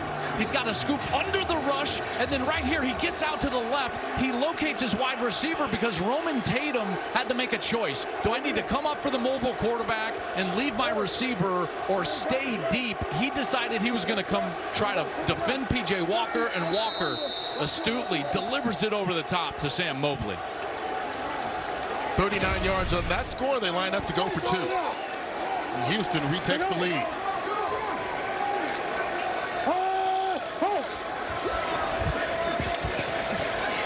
Lofting it, and it's picked off, and that'll end it. So they don't get the 2-point conversion, but for the first time since the opening drive of the game, the Houston Roughnecks are in front. 18-17, just over a minute left. And wouldn't you know it, a play after he has the shot on the scramble that is incomplete, he's able to get it to the left. Brock, he had to know what he had there in front of him. Well, Joel, you talked about that being an artist, and you talked to us yesterday about that. You painted a pretty good picture on that touchdown. What did you say? They playing soft on our receivers, and our receivers getting behind them. I'm just trying to create plays and make it for the offense. Talk to me about that line that you walk between scrambling and running and scrambling and throwing it. If I see him open, I'm gonna throw it, and if I don't see him open, I'm gonna run it every time. See, that's a decision, Joel, we never had to make. That's right. Got to have that ability to do it, right? That's right. That's right. That was beautiful, and I got to tell you, that's not an easy throw.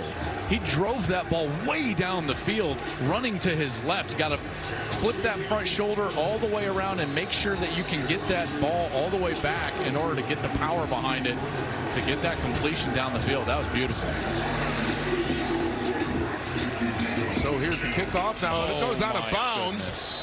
And in the XFL, if the kickoff goes out of bounds, it's placed at the kicking team's 45-yard line. This kickoff out of bounds. By rule, the penalty places the ball 15 yards from where the ball was kicked. It'll be 1st and 10 at the 45-yard line. So the Wildcats will get this in Houston territory. That is unbelievable. Unbelievable. June has got to be so upset.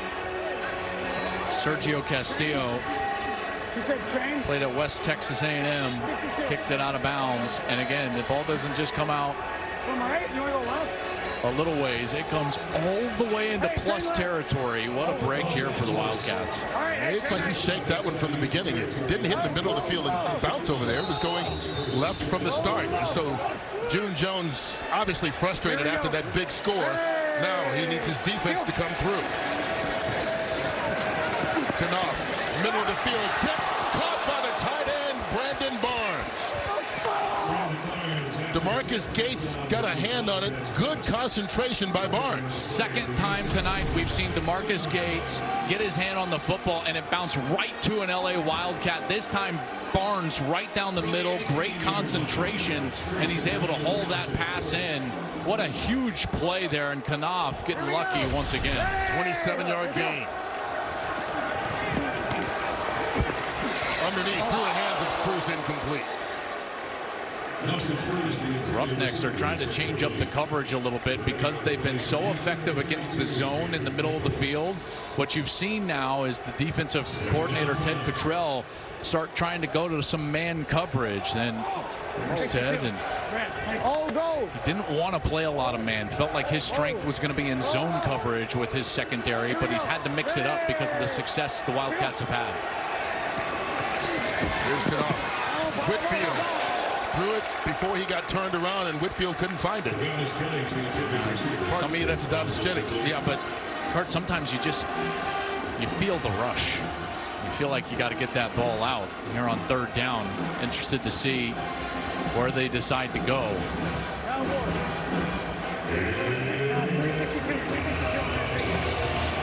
right, on 3rd down, obviously they can pick up a 1st down here if they can get it to the 8-yard line.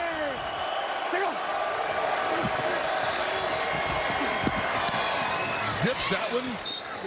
And it is caught by Spruce. He's going to be a couple yards short of the first. So it'll bring up 4th down. And lots of time, in particular with these clock rules. So the clock is stopped. They'll spot the ball.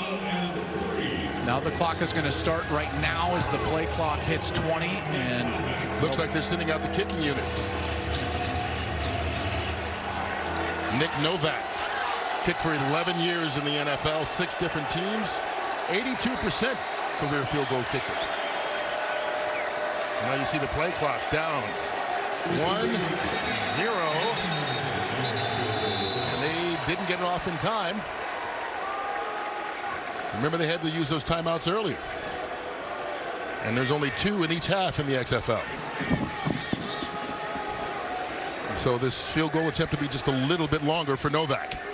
You know, normally you see in these first games, remember, this is the first game for everybody, the coaching staff, the players, everybody. You see mistakes like that a little more often. I've actually been impressed with the cleanliness of this game. You know, there haven't been a ton of mistakes. Well, remember, Fox Bet said the over-under in this game was 50.5 points. We're past half of that. We're getting close to halftime. On the offense, clock was running when the foul occurred. By rule, penalty includes a 10-second runoff. The clock will be set to 1 second and will start on my signal. And you hear the explanation.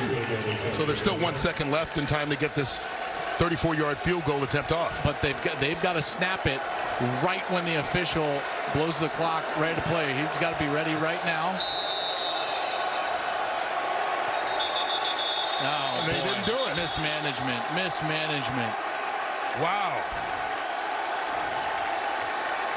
And so back-to-back mistakes at the end of the first half cost Winston Moss and his Los Angeles Wildcats an opportunity to take the lead instead. The hometown Houston Roughnecks will go in the locker room up 18-17 here at the half. Faster halftime here as well. They'll set the clocks for 10 minutes. We'll let each team go inside the locker room right after Brock Hewitt talks with one of the Wildcats. Well, not just one of the Wildcats, the landlord. What did we see in that first half? I saw a lot of short, quick passes from the Houston offense, trying to get the ball out their hands quick and fast, trying not to get us started up front.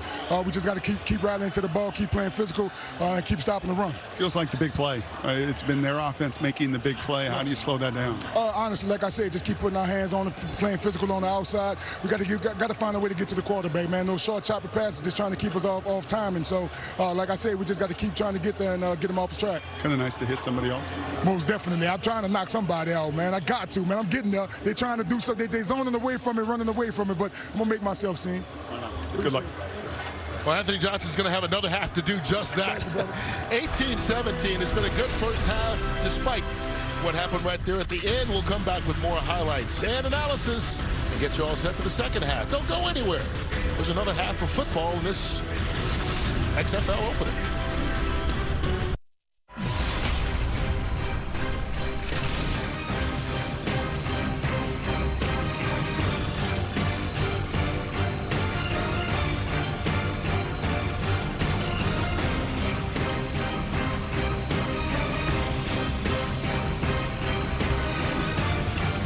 The progressive game flow.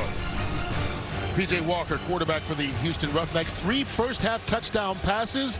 One was set up by a beautiful connection with Sammy Coates, who's standing by with Brock Hewitt before the second-half kickoff. Sammy, you told us yesterday that some of these last couple of years have beat you up physically and mentally, but you're healthy now, and you just wanted to release it and play. What did the first 30 minutes feel like? I feel like I left a lot on the field. You know, I got a lot more to show.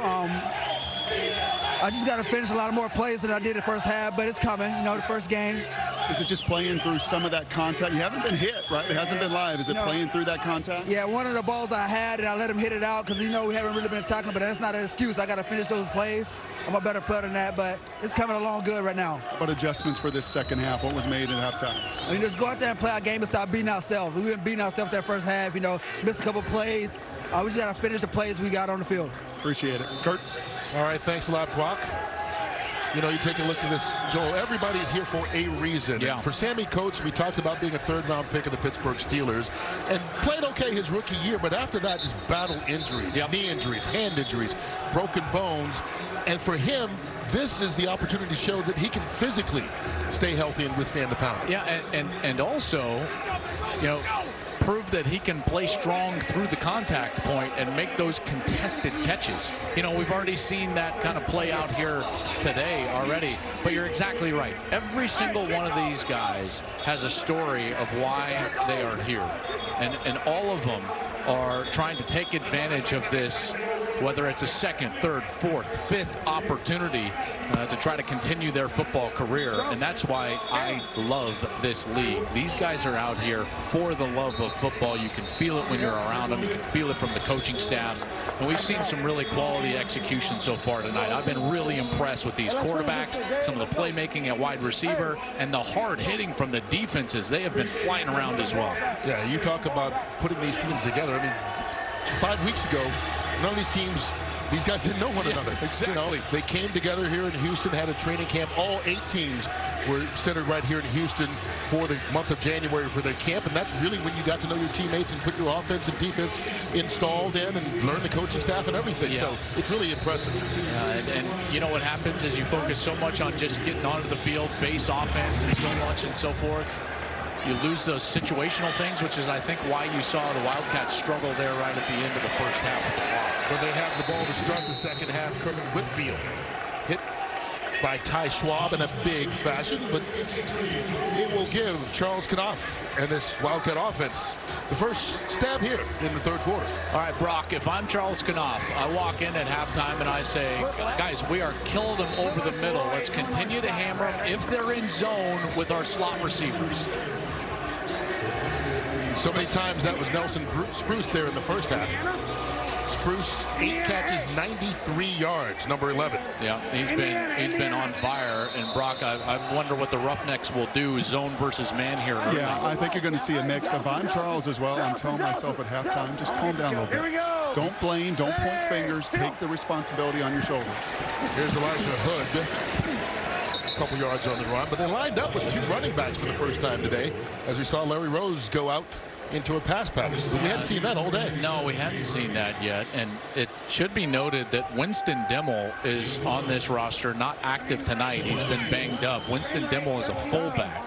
Played for a long time at Kansas State before going to North Texas in his college career.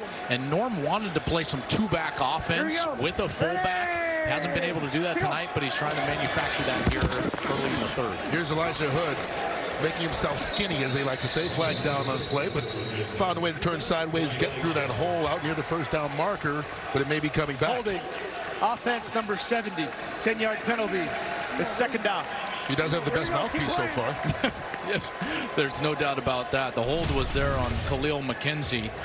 He's the son of former NFL linebacker, current senior personnel executive for Miami, Reggie McKenzie. He was a defensive tackle in college, and now in professional football has made the switch over to offense. He's been on a practice squad a couple of times in the NFL, and now here in the XFL learning this position. Here's Knopf on second and long, lofting it up. Jordan Smallwood got lit up on the sideline. No flags on the play. Marqueston Huff delivered the big hit. Yeah, and that was an awkward play because Smallwood had a chance as the ball goes through the corner's hand there, and then the hit comes in late, and Huff goes in and maybe even went a little bit high.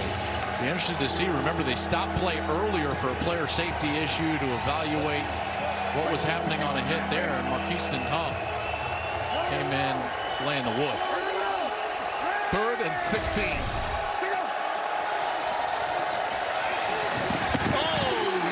Hit. LaTroy Lewis with the sack. Ouch. Beautiful stunt on that right side of the offense. Watch as you're going to get up the field, and then you're going to get back around.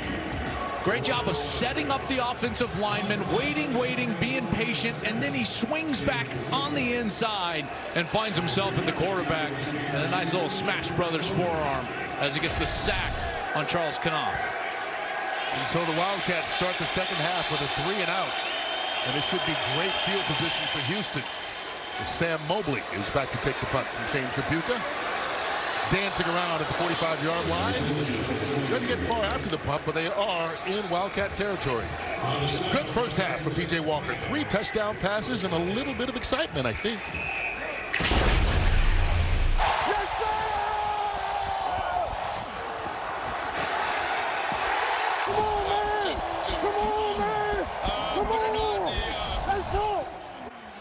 When you're throwing like that, you can have fun. That's right. That's right. He has had some big plays, finding his wide receivers open down the field.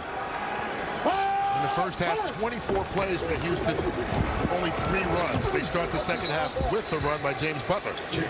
Not only that, that was the first run since the 5-minute mark of the first quarter. Wow. You know, so they had thrown 16 straight passes before that run play right there. So clearly that was something that June Jones at halftime said, hey guys, we got to get to the run game, try to slow down the rush a little bit.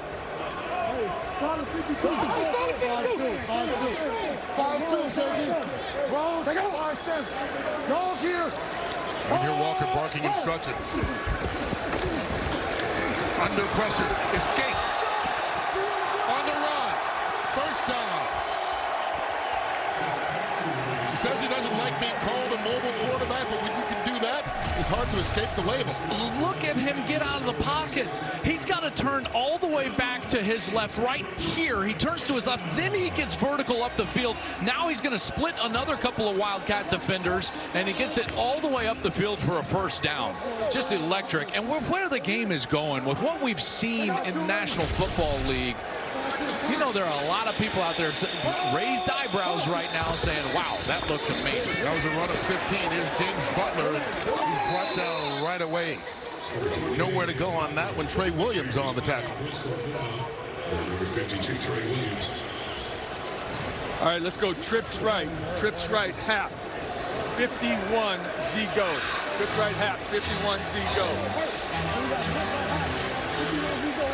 Hap is usually a motion. My guess is that Hap would be across the ball and back, so you might see this, and he's going to come kind of back right here after he gets to the ball, and then you got the go route on the top over here. Walker looking right, throwing down deep, and I think everybody was confused. Cam Phillips, the nearest receiver there, but his route was a lot shorter than that pass was. Not throwing the flat, he's right ass open.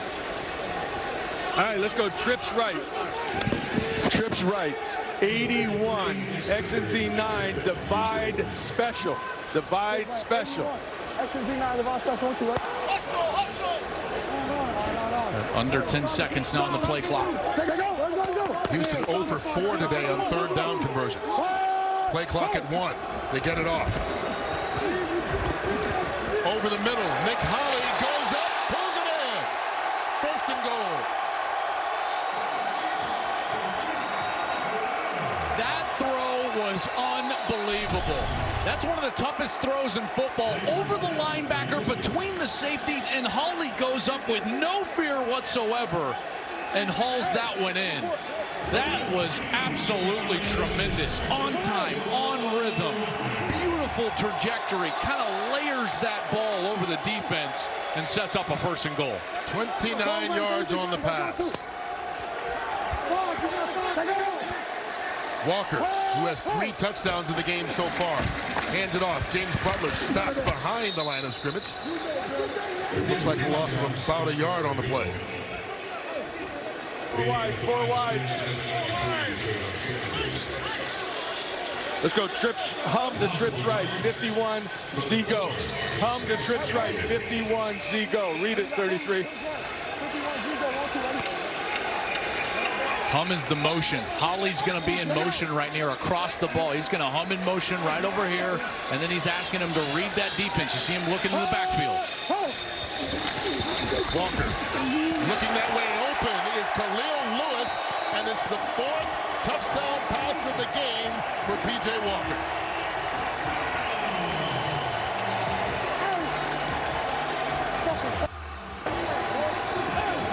Easy read for P.J. Walker. Nicely done on that series. First, Holly goes down the middle. Now he's going to come in motion, and he's going to clear out these defenders, and then the flat is wide open. And how about that ball coming out on time? P.J. Walker is getting that ball out so quickly. Anthony Johnson told Brock right before halftime that he was doing that to that defense, and he does it again there for another touchdown, his 4th of the game. To 4 different receivers. Here's the 2-point conversion attempt. There's flags everywhere.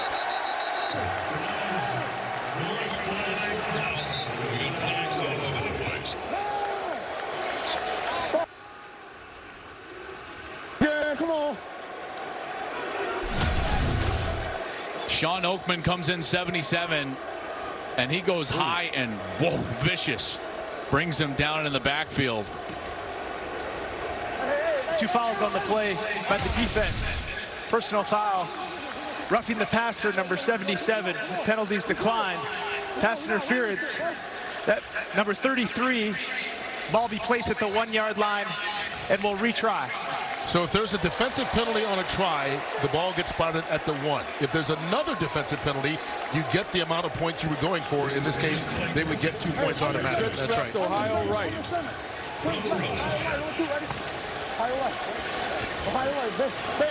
So now this is a 2-point conversion from the 1-yard line.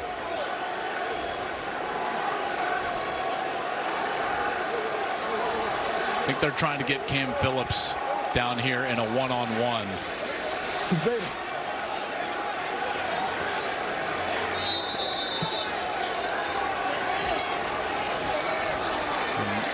LA knows it.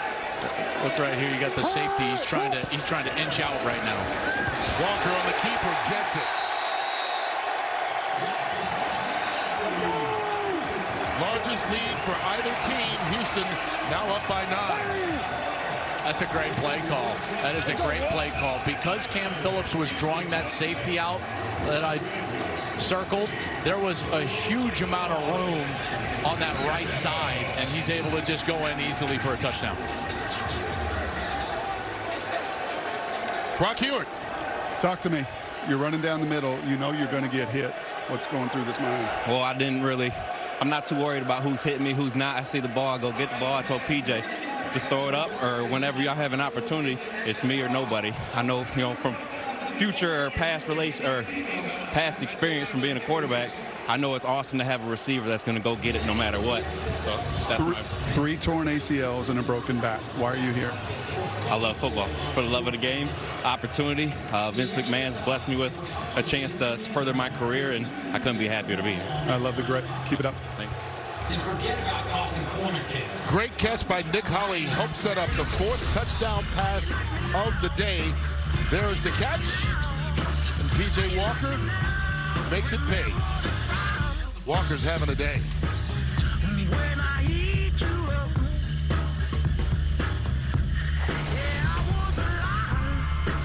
Family having fun here, especially if you're a Houston Roughnecks fan, because your hometown team is up 26-17 in his first game of the XFL campaign. And kicking off, Kermit Whitfield for Los Angeles. Through a hole. Out across the 30.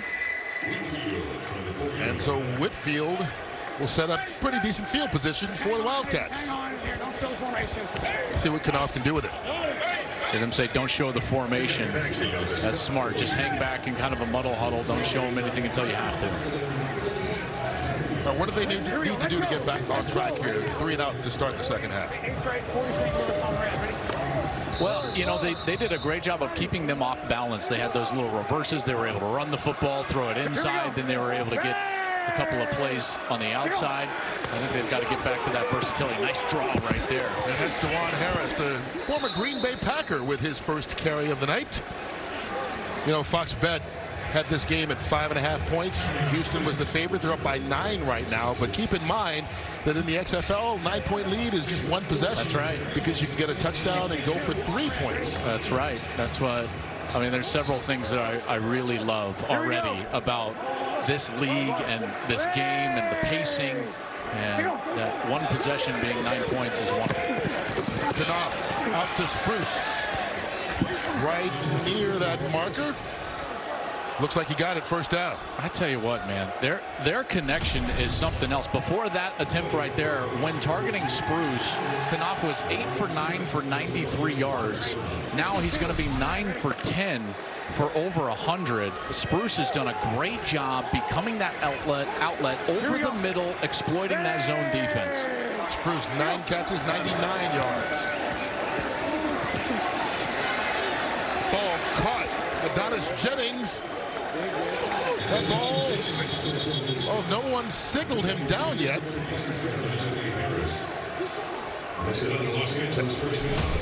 That looks like he did get touched back here, so the officials were communicating exactly where to spot the ball. It'll still be in Houston territory. Yeah, I thought Ajane Harris made some contact when Jennings was going to the ground. That's a good call by the official there. Runner was down by contact at the 48-yard line. It's first down. It is a first down and a gain of 12. Ball's at the 48. X and Z Circus. Closet right, 62 Frisco. FN, X and Z Circus. A little bit of a shot here. Circus usually, it's like some sort of post corner. Knopf has time. Miscommunication. Spruce, the nearest receiver there. Trying to get a little bit of a delay, and Spruce had a hard time getting off the line of scrimmage. That's the problem when you condense that set down and you have that tight formation. The guy on the line of scrimmage, there's a lot of things to get through and work through. An eligible player right here. Tyler Romer. Here's flag down as DeJuan Harris makes the run, and I believe Romer, who just checked in, as that eligible receiver, may have been the first one to move. Well, I think he was not set yet. I think that was the problem. Kurt, it looked like he just reached down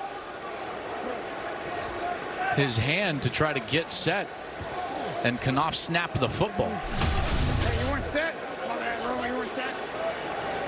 Yeah, his line is just trying to get set. That's on the quarterback.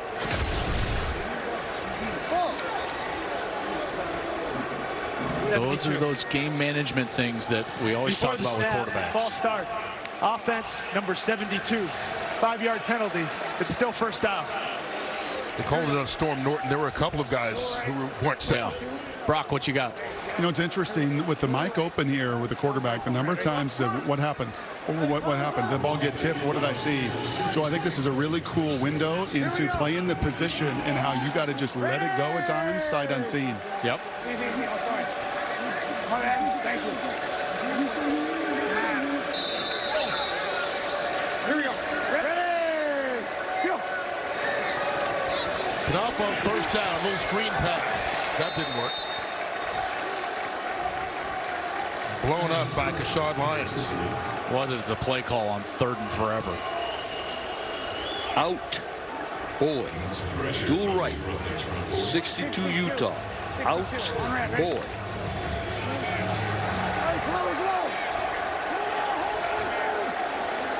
Here we go. Ready. Go. Here on second down. Knopf completes it out to Brandon Barnes. He's fighting his way, getting close to that original line of scrimmage. Now it'll be 3rd down. Yeah, now 3rd down. Got a little bit of it back. Where do they go here?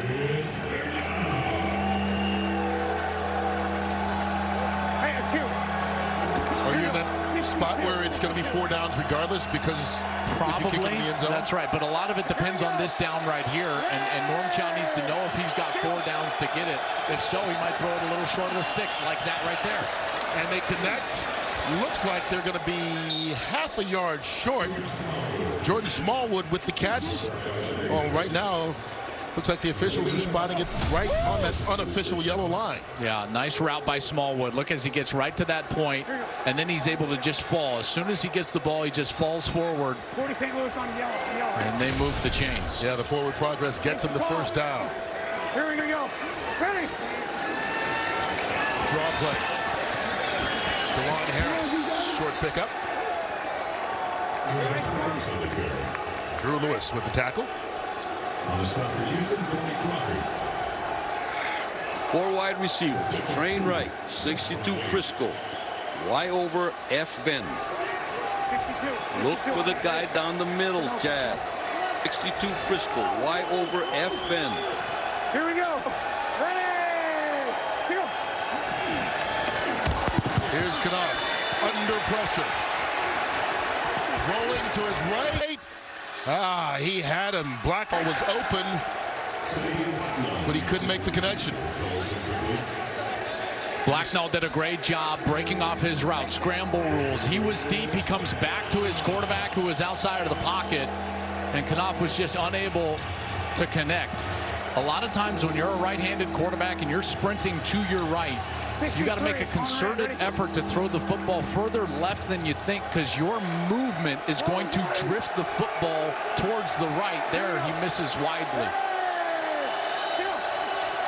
On 3rd and 8.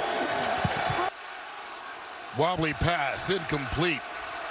I think his arm may have gotten hit as he threw the ball. I think that was Gabe Wright who maybe got a piece of that arm, number 97. What? No. What are we doing? Let's go. Knopf obviously doesn't want him to punt. He wants to go for it on 4th and 8. We gotta go for this. And instead, Los Angeles calls a timeout to talk about it. The first timeout of the half by Los Angeles. Timeout on the field. Let's see if Knopf can talk Winston Moss into going for it on the other side. Stick around. Hoping to pin him. People down 9. Your call. I understand. I'm pleading my case. The lawyer. He's got to protect. I had a first down the last play. Well, if he's a lawyer, he's won his case because they're going for it. He's going on for 4th and 8. And this is where the strategy of the XFL comes in. Well, and I think that they're exactly right here. Is because if they punt the football and it goes into the end zone or out of bounds, it comes out to the 35. It's a 1-yard punt. This is the right decision to go for it here. So Winston Moss, after the timeout, is now going to let his offense go for it. And another thing Charles Knopf was saying is, hey, I need a half a second more in the pocket. He feels like he's got something on this defense. And he also needs to get it to the 28-yard line. He's got the time. Directing traffic, throws it, broken up. Dietrich Nichols gets it away from Jordan Smallwood, who for a second looked like he had a chance to catch it, but will fall dead, and it will be a turnover on downs. He missed Smallwood, though, initially. Watch as Smallwood is coming across the field from the left side. Right now is when that ball needs to come out to him. He's got the first down right there if he gives that ball to him on time and on target. But he leaves the pocket and then tries to make a low percentage throw down the field, and Smallwood almost came down with it with a heroic catch in between 3 Roughnecks. So they run 11 plays, get no points. Houston has it with 3.5 left here in the 3rd quarter. And leading by 9, they decide to run it. James Butler on the carry. Well, they've made much more of a concerted effort to get to that run game here in the second half. First half, 22 passes, 3 runs. Last drive, 3 passes, 4 rushes. They start out here with a run, but what do they get? They get second and short here. So June Jones probably get aggressive on this snap.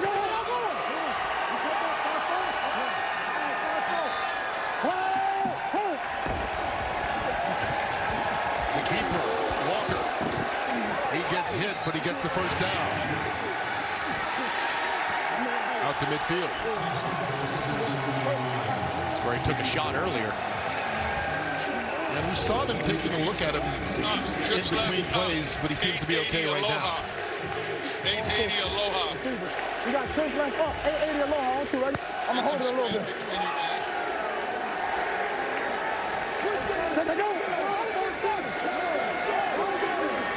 Empty backfield on first down. Walker underneath. Holly. And Nick Holly fights his way for a couple of yards. Here's a guy we mentioned earlier. Did a little bit of everything in Kent State. And sometimes when you're a tweener, it makes it harder to succeed. Obviously, he's been injured as well. That didn't help. But people don't know where to put you sometimes. Well, and think about it, though. He comes in that long lineage of guys from Kent State, guys like Julian Edelman, Josh Cribbs, you know, all these different guys that did the same thing. And he's kind of in that mold. Right in the backfield. Pass caught. Raheem alone. And he fights his way through tackles into the first down. That's his first catch of the game. Yeah, beautiful little move there. Once he got the ball, he was able to make just a little bit of a move, get himself free, and now move the chains. This is why I feel like June has been aggressive here. Plus territory. This is where he went down the middle of the field in the last series, and he got that huge completion to Nick Holley.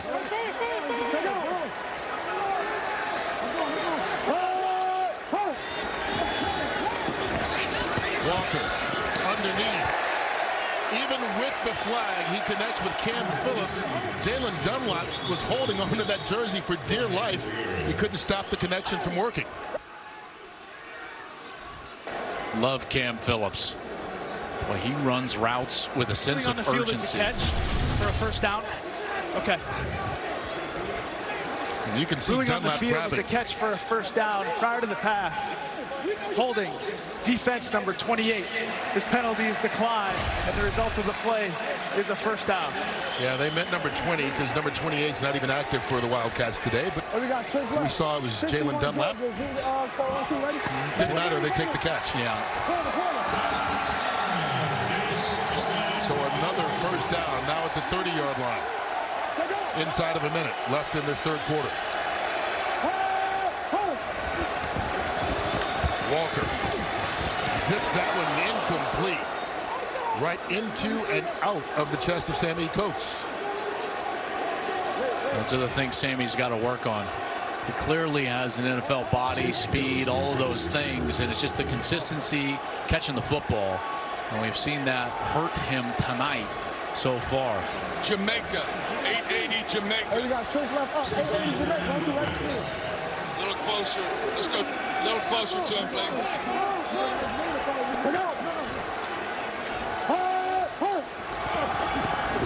Quick pass out to Coates.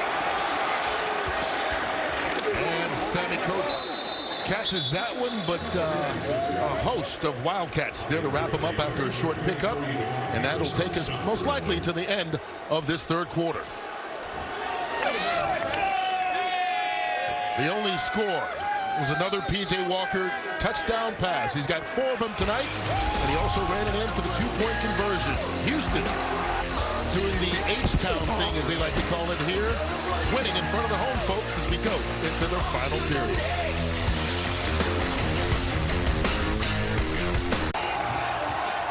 It has been a fun opener so far. First game of the XFL season for Los Angeles and Houston.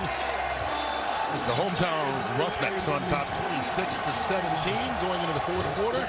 Kurt Menefee along with Joel Klatt. Brock Hewitt down on the sideline. And Director of Officiating Dean Blandino joining us as well in case we have any questions. So far it's been a fairly clean game, at least the way it's been officiated. Right now, Houston with a 9-point lead. And keep in mind here in the XFL, if you're just joining us, you can score a touchdown and go for either 1, 2, or 3-point conversion. So a 9-point lead's only a 1-possession lead here as we start the fourth quarter. 8th play of this drive is P.J. Walker.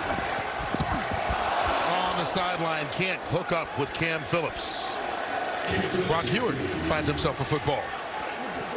You can't resist it, can you, Brock? You're just finding the action. What do they like to say? The ball just finds you. That's right. Nice job. Yeah, it looked like actually he had that route right away, right? These decisions are so instantaneous in both these systems. He held it, just couldn't get that third down conversion. All right, Sergio Castillo comes on to attempt one from 44 yards away, and P.J. Walker kind of flexing his lower leg there. Yeah, he got up slowly. He kind of got dragged down, his feet under the tackler. Let's hope he's okay. Castillo puts it through. The lead is now 12. Well, the greatest day in all of racing returns. The Daytona 500 kicks off the 2020 NASCAR season next Sunday, February 16th, starting at 2:30 Eastern, with a pre-race beginning at 1 o'clock Eastern, only right here on Fox. Well, that was important to make it that 2-possession game. You know, it was sitting in a 1-possession game. Sergio was able to hit that one through, and now the Roughnecks up by 2 possessions. And on the other side, LA has found some success, and they've had pockets of really solid, good play.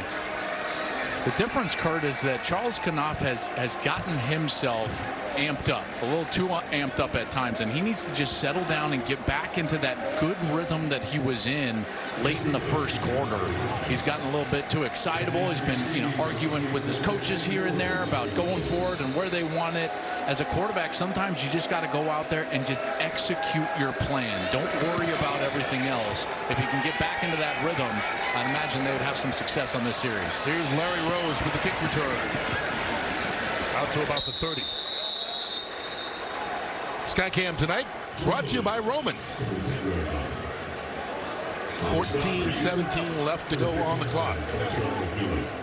Knopf will try to get going. He is 1 for his last 7 passing. You talk about just has to find a way to settle down. Well, and listen, it's happened to all of us here, and they're going to go with a different quarterback now. Okay, here we go. Jalen McClendon now. He was at North Carolina State, was a grad transfer, went to Baylor, didn't play a ton, only 1 game started there. He was in training camp with the Redskins and now gets his shot here. And here's the handoff to Elijah Wood to start the possession. And a nice pickup and a first down. That's exactly what you need as a quarterback. You get in there and all of a sudden the rhythm is established by a veteran running back, Elijah Hood, right through the hole. Good offensive line play. And now let's see what McClendon can do.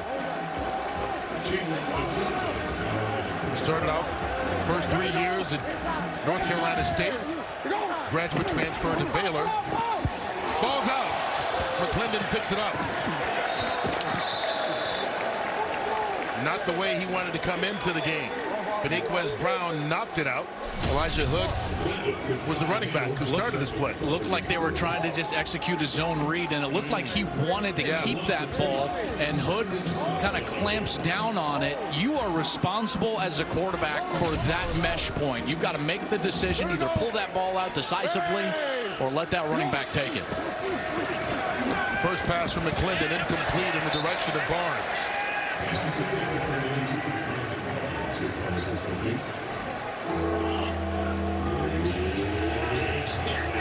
Well, I mean, I don't know what you would go with here because your quarterback is totally cold. Spruce has been the go-to guy, but that's been with Knopf in the game. Spruce is bottom of your screen. He's the single wide receiver. Here comes the blitz. McClendon fires, bouncing around, picked off. Diedrich Nichols with the interception.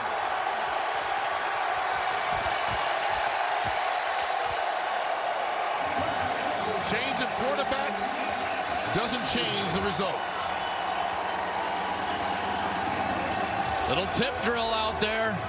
That ball was underthrown and behind the wide receiver. Jalen Green was trying to get back to it, but he's going to reach back across the field. That's what allows Ajene Harris to get in there, get his hand in there, and knock the ball out.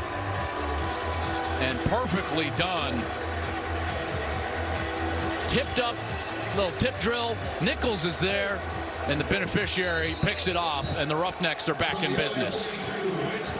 They take over at the 42-yard line after the interception. Third turnover by the Wildcats tonight. Here's P.J. Walker. Quick pass. Raheem Malone. And it's hard to go back and go at the end of the first half. Los Angeles was lining up for a 29-yard field goal attempt to take the lead going into the locker room. They get a penalty, then they let the time run out after the penalty, so they wind up with no points. They come out 3 and out to start this third quarter, and it's just gone downhill from there, if you will. It really has, and they've played a little out of sorts and gotten a little too excited. You know, remember Sergio Castillo kicked that kickoff out of bounds, and that gave the Wildcats the ball at the plus 45 at the end of that first half, and they were unable to get points because of the mismanagement of the clock. Quick pass out to Malone. First down, Roughnecks. And on the flip side, P.J. Walker's done just about everything right. With a calm, cool, collected play caller. 4 touchdown passes. He's also run one in for a 2-point conversion, but he just seems in command of this offense. He sure does.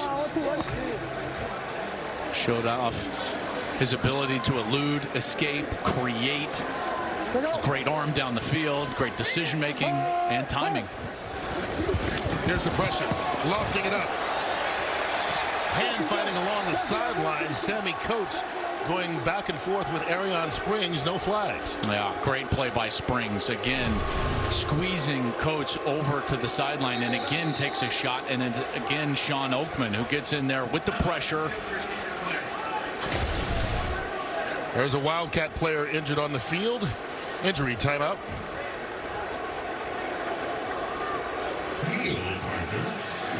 Don't forget, week 1 of the XFL continues tomorrow as the Tampa Bay Vipers kick off their season in New York against the Guardians. It starts at 2 o'clock Eastern on Fox, and then the action moves over to ESPN where the Dallas Renegades host the St. Louis Battlehawks at 5. It's the inaugural weekend of the XFL on Fox and ESPN. As we saw Ahmad Dixon jog off the field, we believe it was just cramps. He's got that cramp walk, I think. Yeah, he does. And should be noted, you know, that it's decently warm here, and these players have not played a live game in quite some time. Some of them in multiple years. Right. You know, and this is why they're here, is to get these game reps. So we'll see how they hold up here in the next 11:33. Yeah, this LA defense has been on the field for 59 plays so far. He wasn't out all of them, obviously on all of them, but still the majority of them. They're starting safety, so he's out of the game now. Here's P.J. Walker on the keeper. Went airborne, probably didn't need to because he's already out of bounds. Tried to leap over Jalen Dunlap. Well, this defense, like you said, they've been out there a long time. That's Pepper Johnson, the defensive coordinator for this Wildcats defense. 13 years as an NFL linebacker. He's got 5 Super Bowl rings. 2 as a player when he played for Bill Parcells and the New York Giants. 3 as an assistant coach with Bill Belichick and the New England Patriots. It was their first 3 rings that they got there.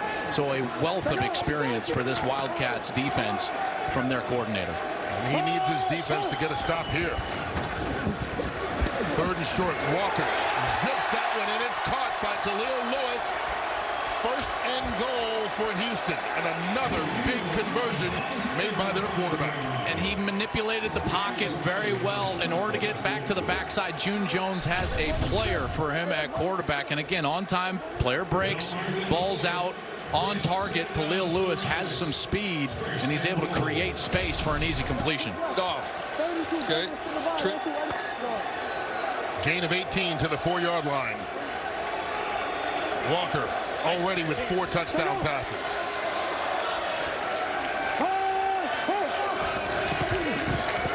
Handoff. Butler. Touchdown.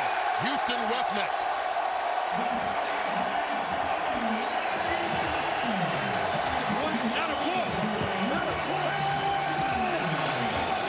Well, the Houston fans love it. Roughneck fans and all of you that took the over on Fox Bet love it as well. The Roughnecks into the end zone. What a series. That ball to Lewis was perfect. P.J. Walker has played a sensational game. He really has. He's been impressive, Kurt. Really love his game. He came into training camp battling Connor Cook to be the starting quarterback, won that battle, and I think we can see why tonight. I mean, he has executed this offense to perfection. Lining up for the 2-point conversion attempt. They get it. It's a 20-point lead with under 10 minutes left to go.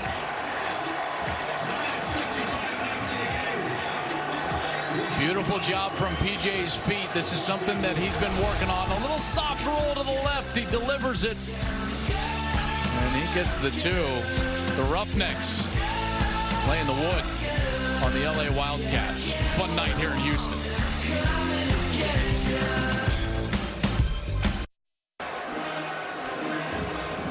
Well, at one point in the second quarter, the Houston Roughnecks were down 17-12. They put up 25 unanswered.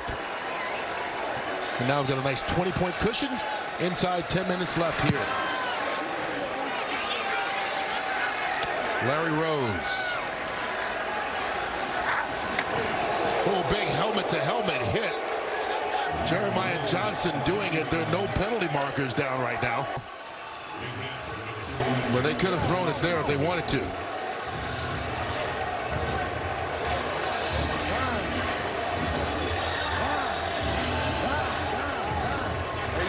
See who comes out for Wildcats at quarterback. Looks like it's going to be McClendon. Last series was his first. He threw an interception. We'll take one more look at this hit. Man. Here we go. All right, from the 29-yard line, the Wildcats take it over. Here comes the pressure. McClendon can't get away. Sacked. Dietrich Nichols, the safety, comes on the blitz and gets the sack. Let's go talk to June Jones real quick. Coach, you got to be thrilled with the way you guys have played. This is Joel and Kurt up in the booth. You got to be thrilled. You were down 17-12, and you guys have played so well since the middle of that second quarter. Well, you know, it's kind of frustrating. You know, we drop balls, we missed open guys, and you know, we're still in the game at halftime. The real difference has been we've gotten the 3 turnovers, and if we had scored points on those drives, I think I would be still worried at 9-10 here. Talk about the play of your quarterback, because to us at least it looked like P.J. Walker's done very little wrong tonight. Yeah, no, he's you know, he's played well. He's seeing it. He's seeing it, doing good. And you know, I knew that he was going to make some plays on the scramble part. You don't get a chance to see that in practice, but I watched it. He did it against me at SMU. Good luck here the rest of the game. We'll let you get back to coaching. All right, thanks, guys. All right, thank you very much, June Jones, the head coach of the Houston Roughnecks. Are up by 20 points right now, and Edmund Robinson and his defense trying to get a stop here. They've done well so far. Coach was referring to his time at SMU when he had to play P.J. Walker when P.J. was at Temple playing for Matt Rule before Matt Rule went to Baylor and then subsequently went to the Carolina Panthers. It should be noted that P.J. Walker is the Temple career wins record holder as a quarterback there for the Temple Owls, and they had so much success. He's the school's winningest QB. And he had 10,000 pass yards, 74 touchdowns in his career there for Matt Rule. And I got to tell you, I've loved his game so far tonight. I have really loved his composure. I was going to say, I'm sorry to interrupt you. Matt Rule was the coach, but he was the quarterback who really turned that program around there at Temple. No doubt. Sam Mobley runs out of room. There's a flag down at midfield as well. Return of about 5. And P.J. Walker going to need another shot at this. Just a matter of where the ball will be spotted. And for those of you who are just joining us, Walker not only successful there at Temple. Holding receiving team number 47. 10-yard penalty from the end of the return. It's first down, Houston. But Walker also spent a couple of years with the Indianapolis Colts on their practice squad. You can see why they believe in him. And you can also keep your eye on the XFL tomorrow. On FS1, Aaron Murray and the Tampa Bay Vipers will travel to New York to take on Matt McGloin and the Guardians. The XFL is on FS1 tomorrow at 2 o'clock Eastern Time. And getting back, the game is actually, despite what I just read, on Fox, not on FS1. So you don't even have to turn your channel. Getting back to Walker, though. I mean, what a game he's had tonight.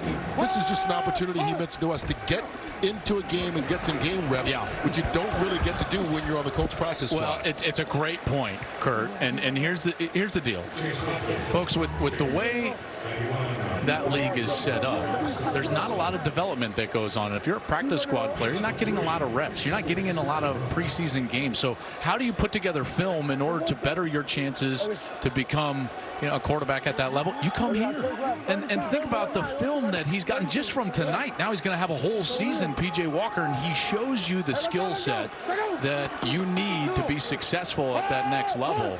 And he's done a tremendous job. And I'm telling you, and I said it in the first half as well.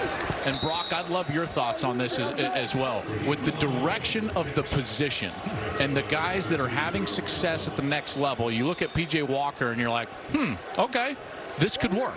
And the willingness, I think most importantly, Joel, of those teams and franchises and systems to say, yeah, I'm going to play to that skill set. What June just said to you guys, like, I know he's going to scramble and make plays. I'm not just going to be enamored with the pretty practice player.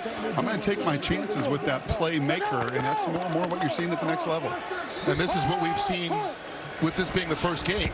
Under pressure, the blitz came from outside, and I don't think Walker had much of a chance. Willie Mays was the first guy to get there, but there's Sean Oakman again taking advantage. Oakman has had a huge night here. You know, not a lot of positives, in particular in the second half for the Wildcats, but here it's just a little bit of a zone pressure look where the defensive ends are kind of slanting towards the outside, and he finds a lane in there, and he's able to get a sack. And he's certainly been all over the field and in the backfield quite a bit. And that's the one thing Houston's going to have to clean up, Kurt, is P.J. Walker's taken too many hits tonight. As well as he's played, he's been under pressure far too much. Here's the punt from Austin Rico. Good kick. Roman Tatum bobbles it. And look who's there to make the tackle. Sammy Coates on special teams. Love that willingness. Sammy Coates all the way down the field. And again, even the Gunners can't leave until the punter kicks the ball. That's one of the small differences here in the XFL. And he's able to get himself all the way down there with a beautiful punt. And now the Wildcats will go back to Charles Knopf. I think this is probably a good decision. They were moving the ball a lot better with Knopf in than they did with Jalen McClendon in on a couple of series. And that's not an indictment on McClendon. That's just a tough spot, right? I mean, go in there cold. With an offense that wasn't clicking at that point, and try and turn it around. That one batted at the line of scrimmage, and it'll fall incomplete. And, you know, maybe part of it as well, we talked about trying to calm Knopf down, maybe take him out of the game for a little bit. Sure. And you can get him mentally back to where you want him. You know, those are the lessons that sometimes coaches have to teach players, even in the middle of games. You know, and you pull them out and you say, hey, listen, we might lose this one, but for later down the road, you got to learn how to keep your composure. I overthrew Spruce that one. Nelson Spruce cutting across field and was open. Ken Cottrell will be happy with that. Yeah, there's no doubt. His defense has played really well. Long-time defensive coordinator. Cowboy. Defensive calls are quick and short. Go get the guy with the ball. That's right. Here's Knopf from behind. Ball's out. Fumble. Cowboy worked. There's DeMarcus Gates with the recovery. He has been busy and active all night.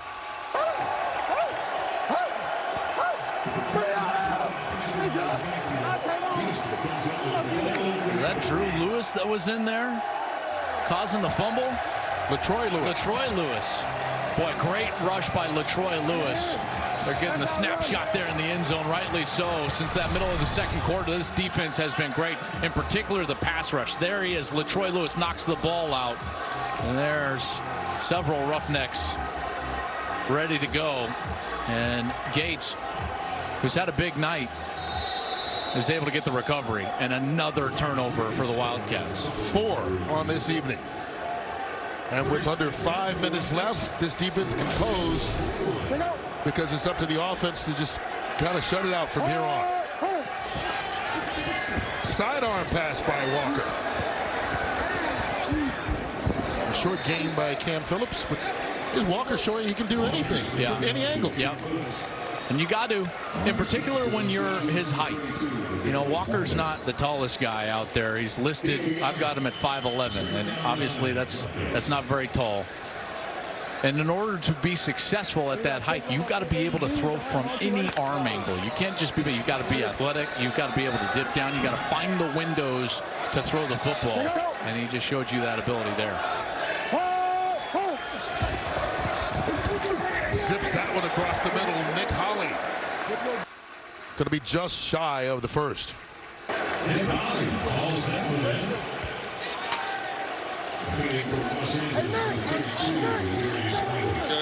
Well, the official kept backing up after he spotted the ball. Let's go trips right, trips left up, trips left up. 880 prop divide special. Trips left up, 880 prop divide special. 30. They spotted that as a first down. And now we've got a timeout on the field here. Ruling on the field of a first down is under further review.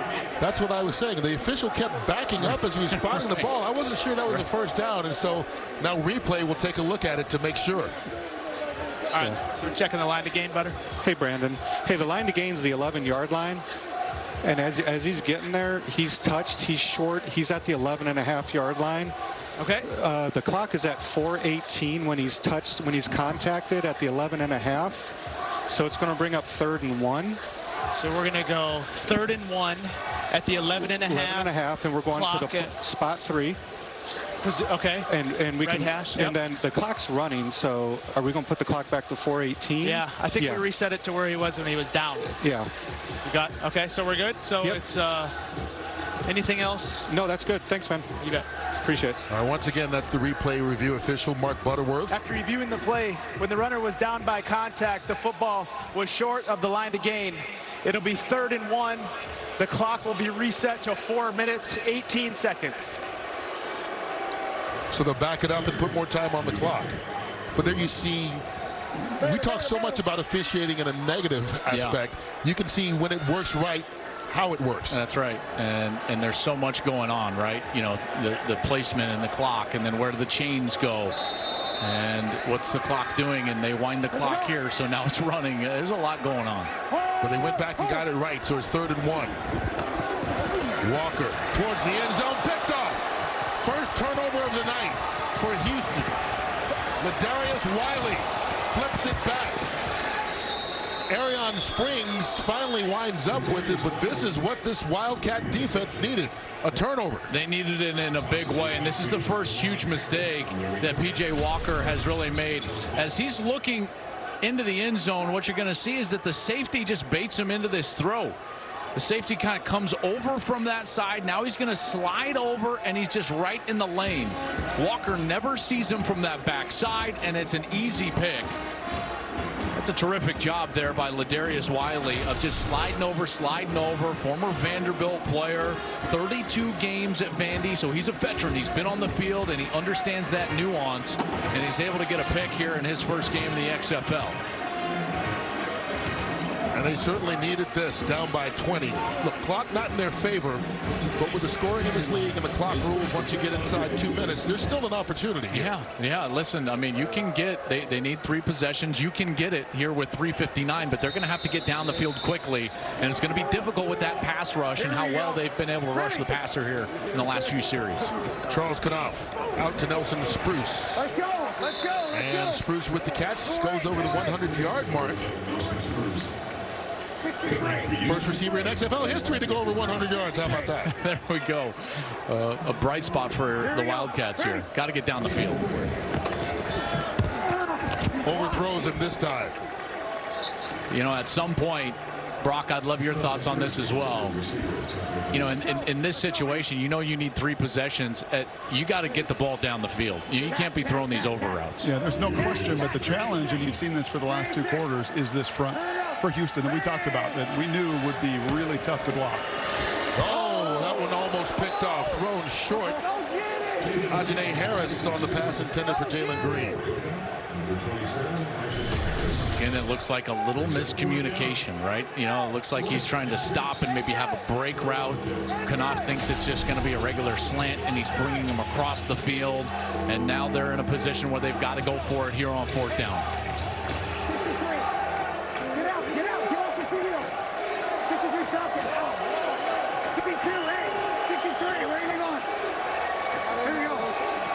Needing the 47. Knopf runs it. Gets the first down, keeps the drive going, but probably should have slid. As long as he stands up, he's allowed to be hit and Cody Brown does just that. Wow, takes a huge shot there. Great decision, getting himself up in the pocket, takes off for the first down. Got to get down and slide and not take that vicious hit there in the middle of the field. Oof. Tell you what, man, these defenders, you can tell that they have not been able to tackle anybody for a long time because they have come out here and played physical and fast. Seen Cody Brown several times tonight, Kurt. Play clock down to 2.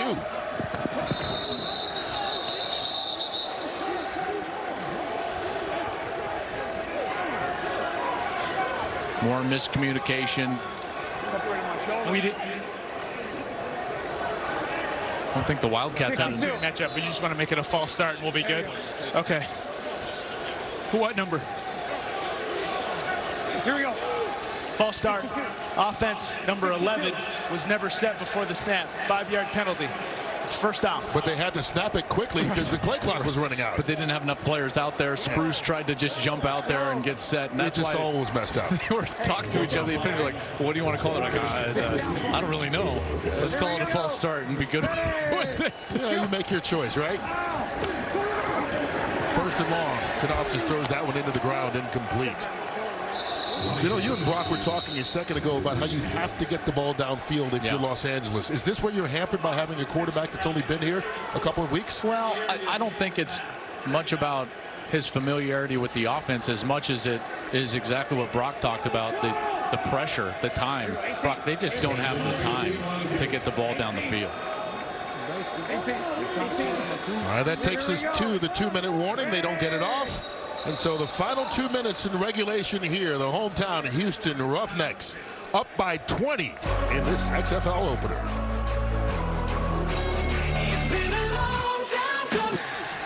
LA Wildcat quarterback Charles Knopf is in the tent. They've left it open so we can see they're working on his left shoulder. And he is not happy. You've got to wonder. He just slid on that last play, took a big hit from Cody Brown. So now he's out of the game, and Jalen McClendon is back in at quarterback. Here we go. And keep in mind, both these guys are playing tonight because their starter, Josh Johnson, is out with a thigh injury here in week 1 as McClendon connects with Spruce. Let's go back to the hit. This is right after it. It is? Yeah. Which one? More right. More right. I think I can throw, but I'm separated. I've done it before. You can hear him say he thinks he separated it. McClendon got away, goes down, and this defense continues to bring the pressure. Carl Bradford with the chase and tackle. Good speed on this defensive line. Nowhere to go with these quarterbacks because they've got to get the ball down the field as quickly as they can. Certainly not an ideal situation now inside of the 2-minute warning. Here's McClendon. No man's land. Incomplete. Yeah, this is tough, right? Because Josh Johnson is supposed to be your starting quarterback, takes a lot of the reps, then all of a sudden he's banged up. You're trying to get McClendon ready, then all of a sudden Knopf comes in a trade.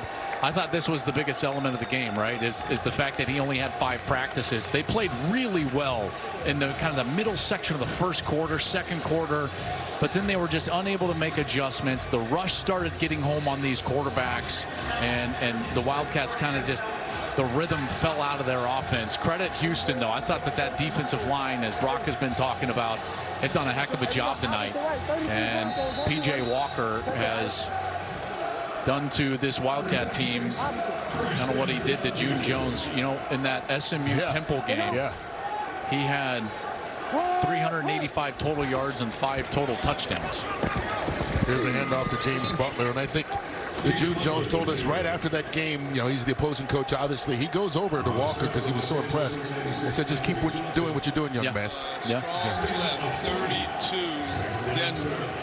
Strong left, 32, Denver. When I hear a play like that to me, 32 is a run. Denver, a D word, any Denver, like Dover, Denver, you know, something, probably a delay or a draw. Right here, I would think over the right side, because to me, even numbers are on the right. They run it with the game clock winding down. They pick up a first down as we reach the 1 minute mark. They'll spot it, 5 seconds will run, and then the play clock or the game clock will start again. And here's a look at what the Roughnecks have on the schedule for the next 5 weeks. Remember, this is a 10-game season. So barring a miracle, they will start 1-0 as they have the St. Louis Battlehawks coming in here next week. So back-to-back home games. And if they keep playing like this, with the crowd they had tonight, this is going to be a tough place to play. Yeah, I was impressed with the crowd, the team, and you could tell that the fans, they really enjoyed it, you know, and they enjoyed the brand of football, in particular from their hometown team. And this has been fun. I got to tell you, this has been quite the experience and exceeded my expectations a bit.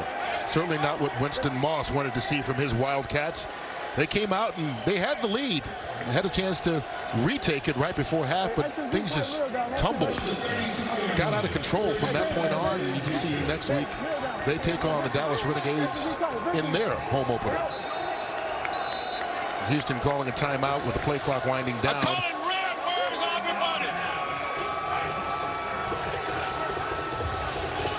June Jones not happy, despite being up by 20. Just needs to. We got X and Z tight kneel down. Yep. Hey, I can call that play. I can decipher it. Brock, don't stop me. Joel, don't stop me. It's going to be a kneel down. There we go. Okay. I love it. That's fantastic. I've been around you guys long enough. I can pick up on this. That's good stuff. Oh, man. Well, everybody's favorite formation, if you're an offensive player, if you're a quarterback. And this week, if you're a Houston Roughneck fan, it's the kneel down. P.J. Walker, June Jones, and the Roughnecks will win their first game here in the XFL, 37-17 over the Los Angeles Wildcats. A great game for Walker. 272 yards, 4 touchdown passes. Ran for another 27. And he shows everybody why he beat out Connor Cook to be the starting quarterback for this team. He's standing by right now with Brock Hewitt. He told us yesterday, it's been a couple years since he got into play. The third string practice squad, you don't get a lot of reps. What were those reps like tonight? It was amazing just to get out here and fly around with live bullets, you know, to run around, make plays for my guys, and just have fun. What did you learn about this system, and what did you learn about your teammates tonight? We never out of it. We never out of it, and my teammates are tough. And it starts with me. I'm going to have to start being tougher and just keep playing. Yeah, you took some hits tonight. How do you feel? I feel great. Always feel better with a win. Absolutely. Congratulations. Thank you. I appreciate it. Yeah, this team was down 17-12 with less than 2 minutes in the second quarter. 25 straight, and that's how you win it. Congratulations to June Jones, the mini Gatorade dump. So good. Hey, a win's a win, right? That's right. Coney Ely doing the duty. And so the first game is in the books for both the Roughnecks and the Wildcats. Houston wins it 37-17, and this was fun, Joel Klatt. It really was. This was really good football, really exciting football. I can't wait for the rest of the season.